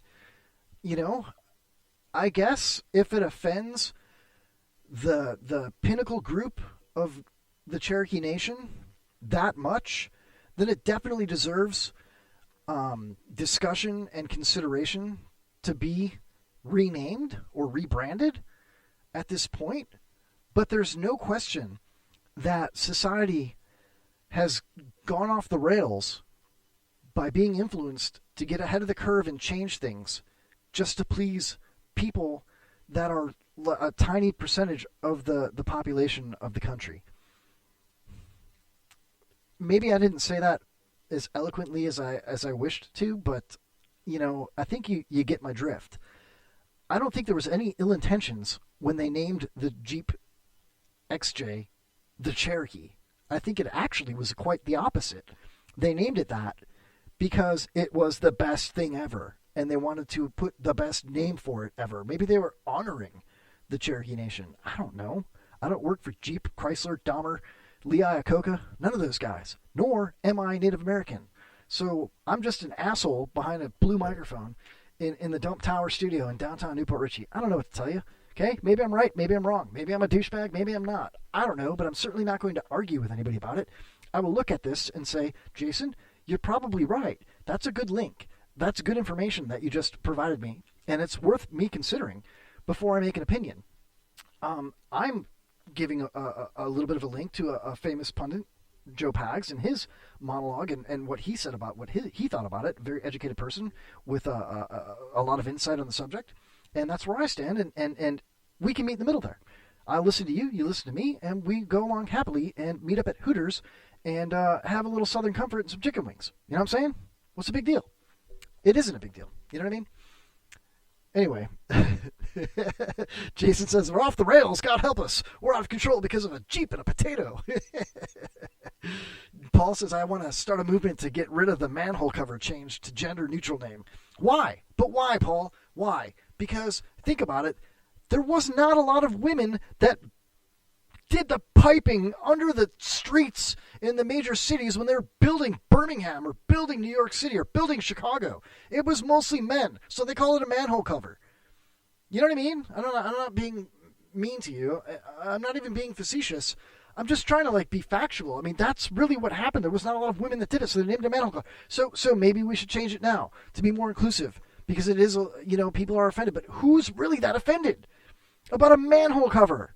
It's a fucking piece of iron that covers up a hole to a sewer. Are you really that offended? Do you really?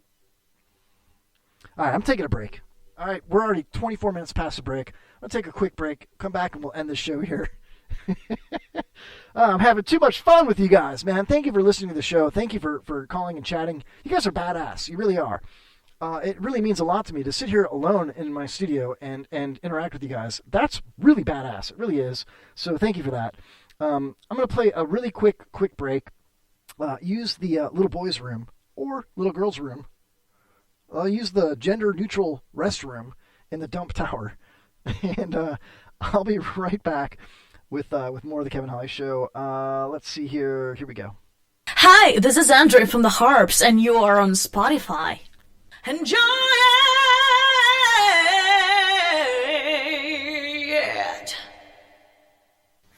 Hi, this is Sharon Buckles. I am the dominatrix Selena Krause from the upcoming Scorpion Girl, and I am happy to be on the Kevin Holly Show. Hi, this is Clark Brooks, and you're listening to the Kevin Holly Show. Probably not where you envisioned yourself at this point in your life, but here you are. Make the best of it. You are listening to the Kevin Holly Show with Scott Butler, myself, and Kevin Holly, and everyone else. And this was a great fun time. So listen in. Listen every day, or weekly, or however often you play it. I'm strictly dickly. It's Wednesday.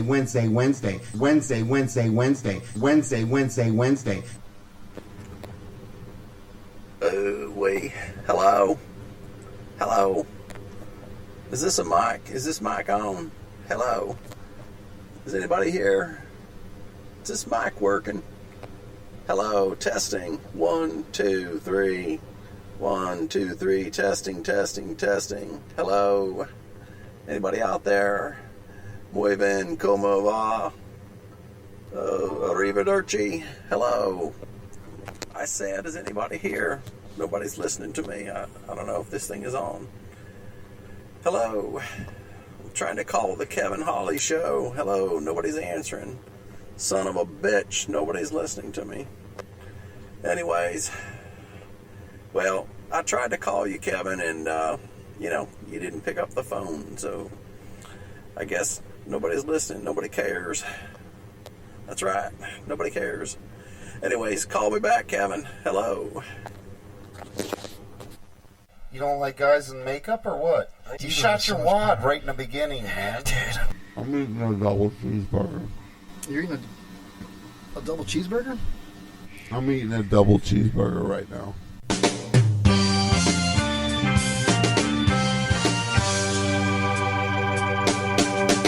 Shot the zombie, but I did not shoot the little boy.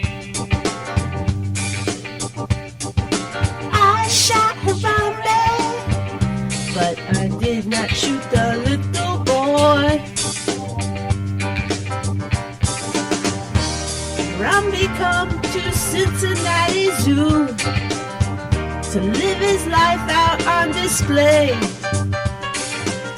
That little boy was found not guilty for the killing of Harambe. For the killing of Harambe. But I say,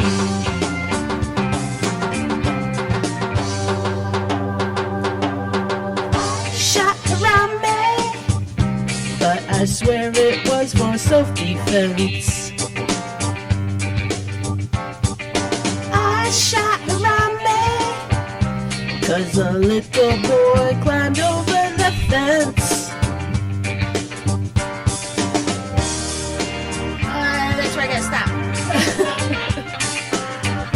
Because that's where... Wait. Because... I'd love me some altar boy, but You could help me paint the floors. You're like drinking way too fucking fast, man. No, I didn't drink my too fast, man. Fuck you don't. I got to turn this over to the main man. Hey, I was talking it up in the elevator. I'm talking it up in the parking lot. I was telling my sister. I'm making my kids watch it. I was so excited to have you on the show tonight, and you have been an absolute blast. Really, you are so funny, so charming, so beautiful. Everybody, what do you guys think of Lori Landon? Should we? Love you. Right, Pops. What do you think? What? He just gave me. The jury's still out. He said he gave me the finger. He's mad because his microphone doesn't come this close to the phone here. Pops, you want to talk to Lorraine real quick before we go to break? Oh, he's mad at me, dude. Really? He's clamming up. He's clamming up. Pops, come on, dude. Do you have any questions for Lorraine? Yes, you can. Here, you got the phone right here. Your mic's on. Come on now. There you go. Yeah, Laurie, I enjoyed listening to these two assholes talking to you, but I could have told you. I could have told you a lot of stuff that you'd have really enjoyed, but maybe we'll have another time. I'm sorry, Pops, man. You know, our phone system sucks, Lorraine. We we don't have the most expensive audio equipment in the world. We're not quite Hollywood yet, but we'll be there. And for you, Lorraine, seriously, now that you've been on our show, I'm sure that Terror Tales is going to take off. Did anybody get a hard on? The chorus. And I ended up yelling at one of the little cutie teenage girls and was like, hey, give me some beers. Uncle Sam, he wants you, but not Kevin Hawley. Like Trump said, no in the army.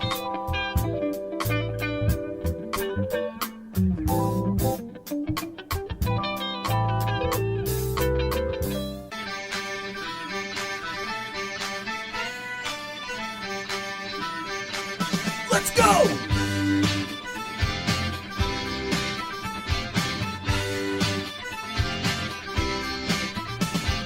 Can he see?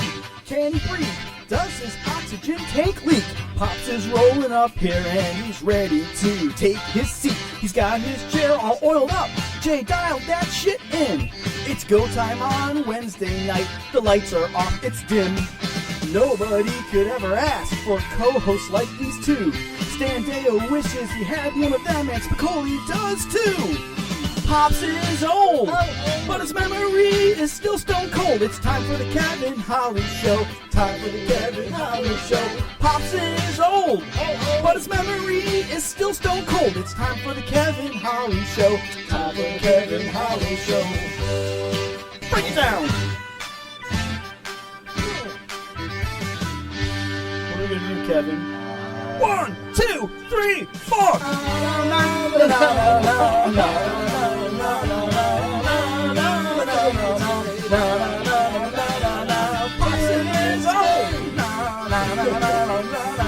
It's time for the Kevin Holly Show.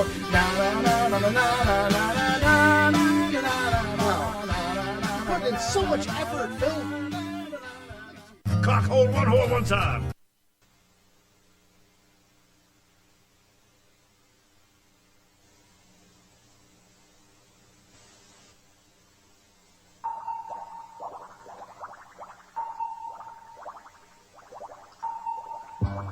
It was April the 41st. Being a quadruple leap year, I was driving in downtown Atlantis. My Barracuda was in the shop, so I was in a rented Stingray, and it was overheating. So I pulled into a Shell station. They said I'd blown a seal. I said, fix the damn thing and leave my private life out of it, okay, pal? While they were doing that, I walked over to a place called the Oyster Bar, a real dive. But I knew the owner. He used to play for the Dolphins. I said, hi, Gil. You have to yell, he's hard of hearing.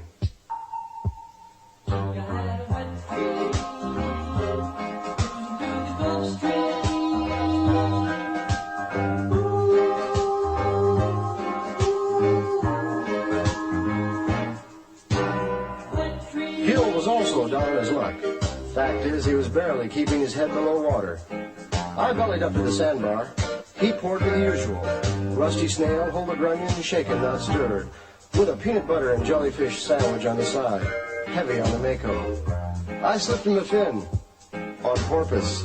I was feeling good. I even dropped a $1 in the box for Jerry's squids.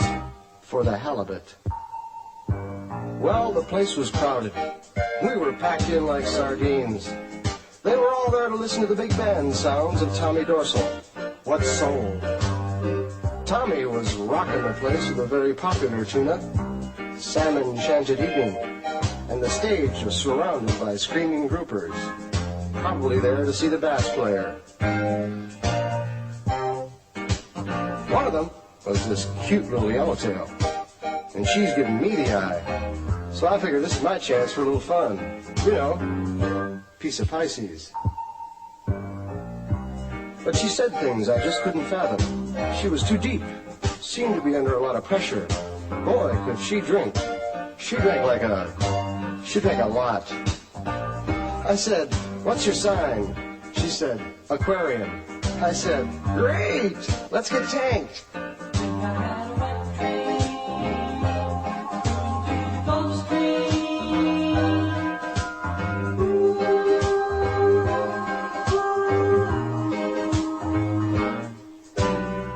I invited her up to my place for a little midnight bait. I said, "Come on, baby, it'll only take a few minnows." She threw me that same old line. "Not tonight. I got a haddock." And she wasn't kidding either, because in came the biggest, meanest-looking haddock I'd ever seen come down the pike. He was covered with muscles. He came over to me and said, "Listen, Shrimp, don't you come trolling around here." What a crab. This guy was steamed. I could see the anchor in his eyes. I turned to him, I said, "Baloney. You're just being shellfish." Well, I knew there was going to be trouble, and so did Gil, because he was already on the phone to the Cods. The haddock hits me with a sucker punch. I catch him with a left hook. He eels over. It was a fluke, but there he was, lying on the deck, flat as a mackerel. Helpless. I said, "Forget the Cods, Gil. This guy's going to need a sturgeon." Well, the yellowtail was impressed with the way I landed her boyfriend. She came over to me, she said, "Hey, big boy, you're really a game fish. What's your name?" I said, "Marlin."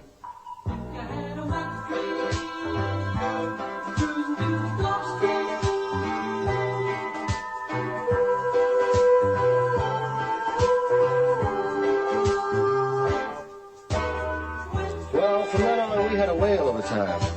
I took her to dinner. I took her to dance. I bought her a bouquet of flounders. And then I went home with her. And what did I get for my trouble?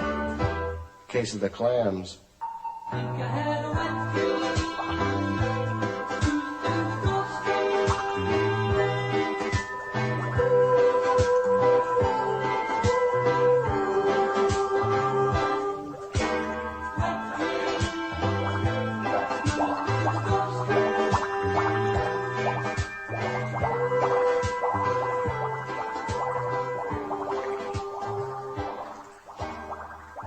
One for your pee-pee and one for each of you little hanging guys. Fuck this podcast coming straight from the underground. A young nigga got a bag 'cause I'm not brown. And I'm the other color, so my co-hosts think they have the authority to talk for the majority. Fuck that shit, 'cause I ain't the one for a homeless motherfucker with a mic and some puns to be beaten on. He's really pale, he can go blow Joe in the middle of a sale. Fucking with me, 'cause I'm a broadcaster.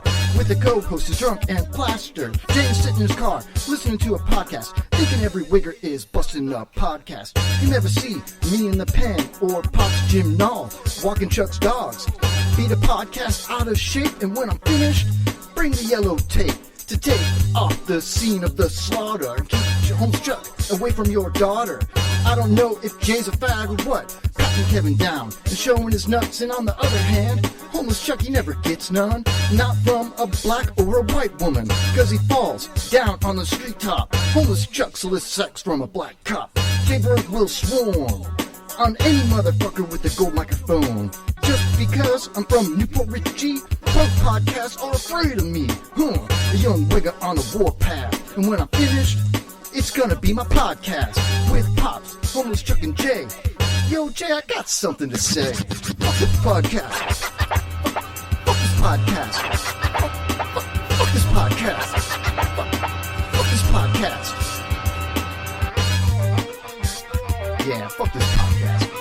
Fuck you, Kevin. Fuck you, Jay. Fuck you, homeless Chuck. What's up, Pops? Yeah. What's up, Pops? Yeah. Fuck this podcast.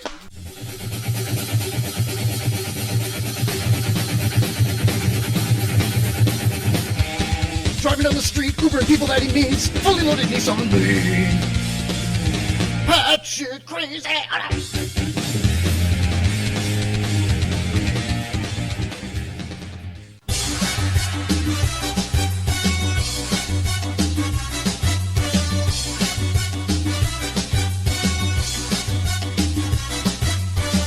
Jay loves wrestling federations, lucha libre masks, boots and all.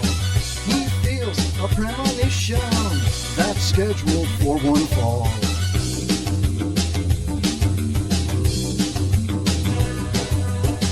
Jay's into new positions. He likes dicks in the candlelight. He's got a new addiction for every Thursday night. He wants to take Loco's mask off and go dancing in the rain. He wants a white and crazy life to take away his pain. Jay's always pulling on his brain. Jay Bird's coming out, dreaming of Blanco Loco. He'll pull his pants all the way down, dreaming of Blanco Loco. His dick is devil red. Jay's skin's a color rojo. Jay is coming out, dreaming of Blanco Loco. Come on, dreaming of Blanco Loco. Come on, just living la vida homo. This radio person is the whole problem. Are we going to allow this guy to be heard by anyone who can turn a dial? Got a pirate radio station. Nobody knows who he is. You out there? You listening? Oh, hello everybody. Welcome back to the final segment of the Kevin Holly Show. It's just me and you, this blue microphone. Chad, that's Chad right there. He's my hanger-oner friend. And Barack Obama. This is Senator Barack Obama. Barack's my given name. I'm Barack Obama, a black man with a funny name, President of the Confederacy. Barack Obama. He's the President of the Confederacy. What? Did you really say that? President of the Confederacy. Oh, that might be my favorite soundbite ever. This is for you, Jason, from Waste Management. President of the Confederacy. Saying that straight out of At a local Waikiki bar. We were in goddamn Hawaii. You know, I like Barack Obama as a soundbite. You know, we were in goddamn Hawaii. El Dorado. It's El Dorado. Okay. El Dorado. No, El Dorado. El Dorado. No, El Dorado. Anyway, CNN has been alerted. Oh man, I'm sorry. I hope Jason isn't listening to this.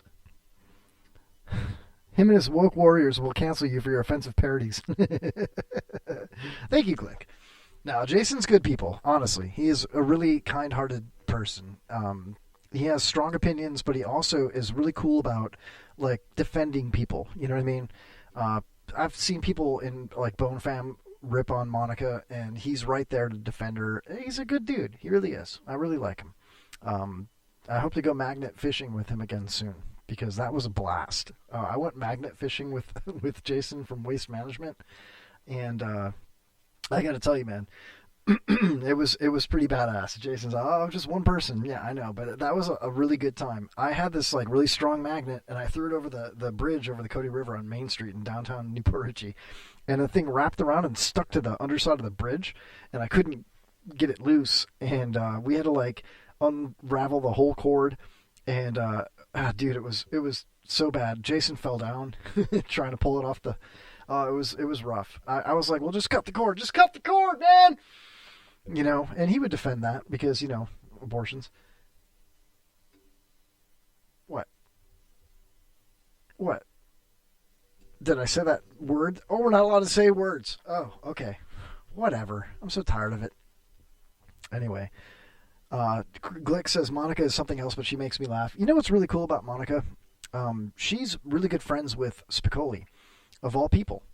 And yeah, magnet fishing was awesome. We caught like a whole bunch of nothing, like some keys, some fish hooks, some debris. It was actually a lot of fun.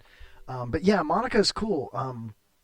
I was supposed to sit in on Spicoli.tv, SpicoliTV.com rather. And you know, I had sat in a handful of times for Smitty when Smitty was busy, and I sat there with Spicoli and we did the show, and it was life-changing for me, honestly. Spicoli's been around forever, as far as like, you know, in radio and stuff, and it was really, really, really good stuff. SpicoliTV.com was a great show. I hope someday it comes back, but you know, Smitty was busy, his co-host, and so I sat in a handful of times, and one night he had asked me if I could sit in a couple nights beforehand, and I said yes. And then, like, I don't know, that Tuesday or whatever, you know, shows on Friday nights, and like earlier in the week I had texted him and I was like, look, I can't make it. You know, I have something with my kids. I think they had dance or something, and I had to take my kids to dance or whatever it was. I had to be a dad, you know. So I couldn't make it, and so I did my thing, you know, that night, and Spicoli did his thing. You know, unbeknownst to me, I didn't know what he was going to do. Like, was he going to do a solo show? Did he find somebody else? I didn't know. And, you know, I'm a huge fan of, like, listen, guys, when I went on SpicoliTV.com and did that show with him, the handful of times I did it, it was, like, really big for me. I was honored. Like, wow, like, he's asking me to come on his show. You know, this is a guy that's friends with, like, so many people on radio. You know what I mean? It was so cool. And I'm just a big fan. I mean, his show is so funny. You know, I love him and Dale. And so I, at the drop of a hat, every time he asked me, I was like, yes, please, thank you, you know. And this one particular show, I couldn't make it after he had asked me if I could sit in. So I went and did my thing with my kids, and you know, they were in bed or whatever, and my older brother, who lives on my street, said, hey, I'm walking my dog. Do you want to go for a walk with me? And I was like, well, yeah, I mean, you know, I've got cameras in my house, and, you know, we can walk around the block. You know, my kids are old enough. They could be home alone anyway. So I went for a walk with my older brother, and I pulled out my cell phone, and I was like, hey, Filbert, let's pull up SpicoliTV.com and see what the show's doing. Yeah, I was supposed to be there tonight. I couldn't make it. So I pulled my phone out, and I logged into SpicoliTV.com, and of all people, who's sitting in Dale's chair but Monica? And Monica's sitting in that chair. And just as I tuned in, it was so weird and surreal. Just as I tuned in, Spicoli's like already like mid-speech. And he's like, yeah, you know, it's like halfway through the show. And he's like, it just so happened to be at the same time that I logged in. He's talking. And he's like, you know, I was going to have a good friend of the show, Kevin Hawley, you know, sit in. You know, he's a really funny, you know, comedy talk show host, you know. And Monica says, oh, I know Kevin. He's friend requested me on Facebook, and I'm still not friends with her on Facebook. And I don't know why, because I like Monica, you know. I mean, I don't agree with her on everything, and she is quite annoying sometimes. I get it. But she's also fantastic. She's so good at her job. Oh, my God. She's really good at it, you know. And so I'm standing there with my brother under the street light in front of our house, holding my phone. And I'm like, dude, listen. And Monica's like, yeah, oh, I like Kevin. And I'm like, dude, that's Monica, you know, from 1025 The Boat, sitting in the seat that I should be sitting in tonight. And of all people, you know, how cool is that? And Spicoli's talking about me like, yeah, he's a really funny guy. I really like him. And she's like, I like him too. And I just got this, like, you know, this feeling, you know how it is, you know, if anyone's ever talked nice about you, I don't care what the setting is, you get happy. You're like, wow, someone's talking nice about me. You know what I mean? So I shared that moment, you know, not posthumously, but, you know, watching Spicoli do his show. And so we watched for a few minutes as we walked, and it was funny. They had Spike sitting in the background, you know. It was great. It was really cool. So, Monica, if you're ever out there listening, you know, add me on Facebook, because I've been friend requesting you for a long time now. And I'm single, and you're single. And you're pretty cute, and you're short, and I'm short. You know what I'm saying? I would totally date Monica. I would. Think about that.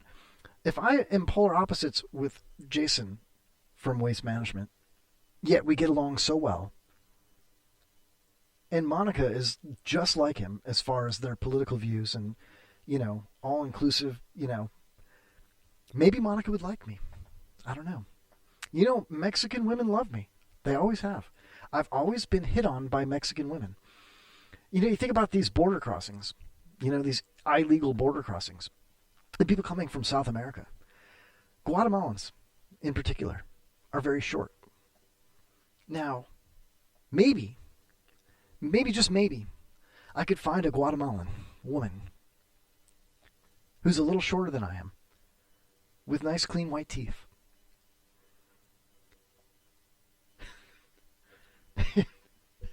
I'm just saying, Monica, if you're out there listening, just hit me up, Monica. Just hit me up, girl. Anyway, Kirk Nitwit says she's quirky and it fits perfectly. Yeah, it actually does. Yes, bless her heart. Glick says Roger and JP would be just fine without her, but she adds another element to the show. I totally agree. The chemistry works perfectly. I love the chemistry between her and JP, because JP is like, totally, like, are you kidding me? Come on, Monica. And she just never backs down. So it's cool. Why not, man? Kirk says, it's because I carry salsa packets in my pockets. Jason says, I love the quad cams. All those empty chairs are a perfect reflection of the listening audience. Thanks, Dick. Oh, man. You know what I could do instead? I could do this. Hey, it's just me. What's up? Call the show. 727-550-7886. Yeah, right there. Oh, you want to see my tattoos, everybody? Look, I've never used this camera before like this. Look at my tattoos. Everybody asks about my ink, Everybody's always asking about my ink. I have a lot of it. I'm covered in it, right? So, and I love my tattoos. People have asked me at job interviews and as I've been a project manager. I've done things, And they're like, are you embarrassed about your tattoos, Absolutely not, man. Look at these guns. Oh, I've lost a lot of weight as I get older. You want to see some of them up close here? Here we go. Let's see here. How do I do this? That's an anchor. Here we go. How do I do this? I can't twist my arm that much, man. Okay, see this right there? The sunshine? See that little sunshine? And that says, you are my sunshine with my mom. It's a classic mom heart, right? So right there, see that? There it is. The funny thing about this particular sunshine tattoo is one of the first tattoos I ever got that was not under my shirt. And the guy that was doing the tattoo, he was printing it out and putting it on there, and I was like, it looks like a nipple, And he's like, yeah, it kind of does. And I was like, go with it, And so while he's doing the tattoo, the owner of the tattoo shop walks over and he sees the printout that the kid drew up, and he goes, allow me to use bad language, but he said, what faggot is getting the sunshine tattoo? And the tattoo artist is like, and he goes, this faggot right here. He points at me. And I'm like, why do I keep coming here? You guys suck, man. You guys are assholes, And so the dude was really fat, and he was telling me that he also did this tattoo. Let me see if I can. He did this one right here, which is like a Gaelic Irish thing with some music and my kids' names and whatnot. And he said, I've been known to hide slices of pizza and things like that in some of the work I do. So I'm pretty sure that I've got a slice of pizza somewhere in my tats. I don't know. So yeah, I got one of my favorites is it's backwards in the mirror here, is this mermaid right here. Mr. Bill did that. That's a mermaid. I made him put seashells on her boobies because I got kids. So I got that going on. Let's see what else I got on this arm here. That's my daughter's name. I got a Punisher Corvette flag tattoo. I'm a Corvette guy. I had a Corvette in my life. Yeah, you know what I mean? I got a lot of cool tats, man. None of them are prison tats, in case you were wondering. Also, my haircut is in need of a lot of work. So this is what's going on. This is you can dive deep into the life of Kevin Hawley here. I'm trying to grow it out because this is my last chance because I'm getting old. So I've got a bit of a receding hairline. Yeah, it is what it is. Jason, I got my beard going. Whatever. Anyway, not embarrassed at all. Not ashamed. Love my tattoos. You know what my favorite one is? I'll show it to you guys. Here, I got to unbutton my shirt a little bit. I don't mind doing it. I'll have to take off my watch. Oh, man, you guys are in for a treat right now. All right, here we go. You ready? I grew up as a youth outside of Chicago in a town called Schaumburg, which was a great town. Grew up a Cubs fan, and that's my Harry Carey tattoo right there. You like that? Little Cubs thing. It's my first cover-up, whatever. But yeah, got a little Harry Carey tattoo right there. Love that. It's weird when you're having, relations with a woman and she sees Harry Carey staring at her as you're like, Anyway, good times had by all. This camera angle is creeping me out, man. I'm gonna put my Walmart watch back on. I'm just kidding. It's a Rolex. Jason, you know what I'm talking about. Oh, yeah. Jeez Louise, man. I got a Holland and Kevin cam. There's Holland's camera. She's not here. Here's me and Holland. She's not there. We were supposed to have Florida Man Stan zoom in tonight. That would have been the camera angle, but he's not here. So, it is what it is. But listen, I really do appreciate everybody that's popped in and out tonight. Summer, Ryan, Brian, Jason, the other Jason, Duty Brown, Cassandra, so many people. I should check the chat real quick. We're coming up on the end of the show here, but let's just take a look here. Counterclockwise, it's the best. Yeah, I know, it's weird. Glick says he's rubbing his nipples. Thank you. It's getting hot. I know, it is. Drew grows his hair and beard out, and so does Kevin. A little single white female-ish. You look like Richard Gere had a kid with Will Riker from Star Trek. And Pauly Shore was jerking off in the corner. Clearly, nobody's jerking off in the corner here. Okay? You got Zoom now, huh? I do, yeah. Oh, are you preluding into wanting to Zoom into the show, Glick? Because I would love to have you. It's too late now. We only have a few minutes left, but anytime, yeah. I might start putting the Zoom link in the show prep or in the comments so people can Zoom in. And you think about it, the Zoom camera is actually a pretty badass little angle right here. This whole window here, I don't know if you can see the mouse, but that would be the virtual camera. If I start the virtual camera, you'll see it. No. Anyway, it would be right there, which would be cool. So you get to see the guests, you get to see Holland, if she ever comes back, and myself. Anyway, listen, I honestly cannot thank you guys enough. Having people interact with the show, especially when you're doing a solo show, is really just like heartwarming. I get so happy. I just want to say thank you. But professionalism is out the window. When it comes to a 3-hour show where, it's up, it's down, it's high, it's low, it's people giving their opinions without merit sometimes, and also with a lot of emotion. And, there's nothing wrong with it. And if I can help bring that to the table at any point, why not?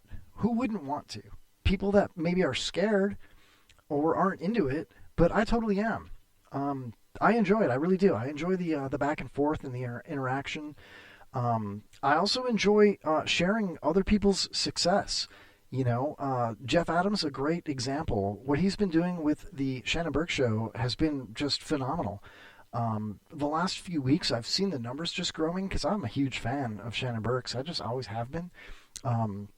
So when I pop in there and I see new people watching, and dude, we're having a blast. Those guys laugh harder than anybody.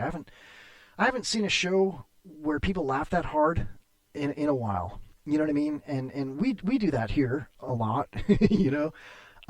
So it's refreshing to see FM radio guys doing the same thing. It really is. It's a lot of fun, and I really appreciate it. And I've made some friends in the chat watching Shannon Burke's show, and those guys are just fucking cool. They really are. Friday, 3 to 6, they're live at Orlando Harley Davidson for Bike Week. I'm really trying hard. I want to get there. I think I can do it.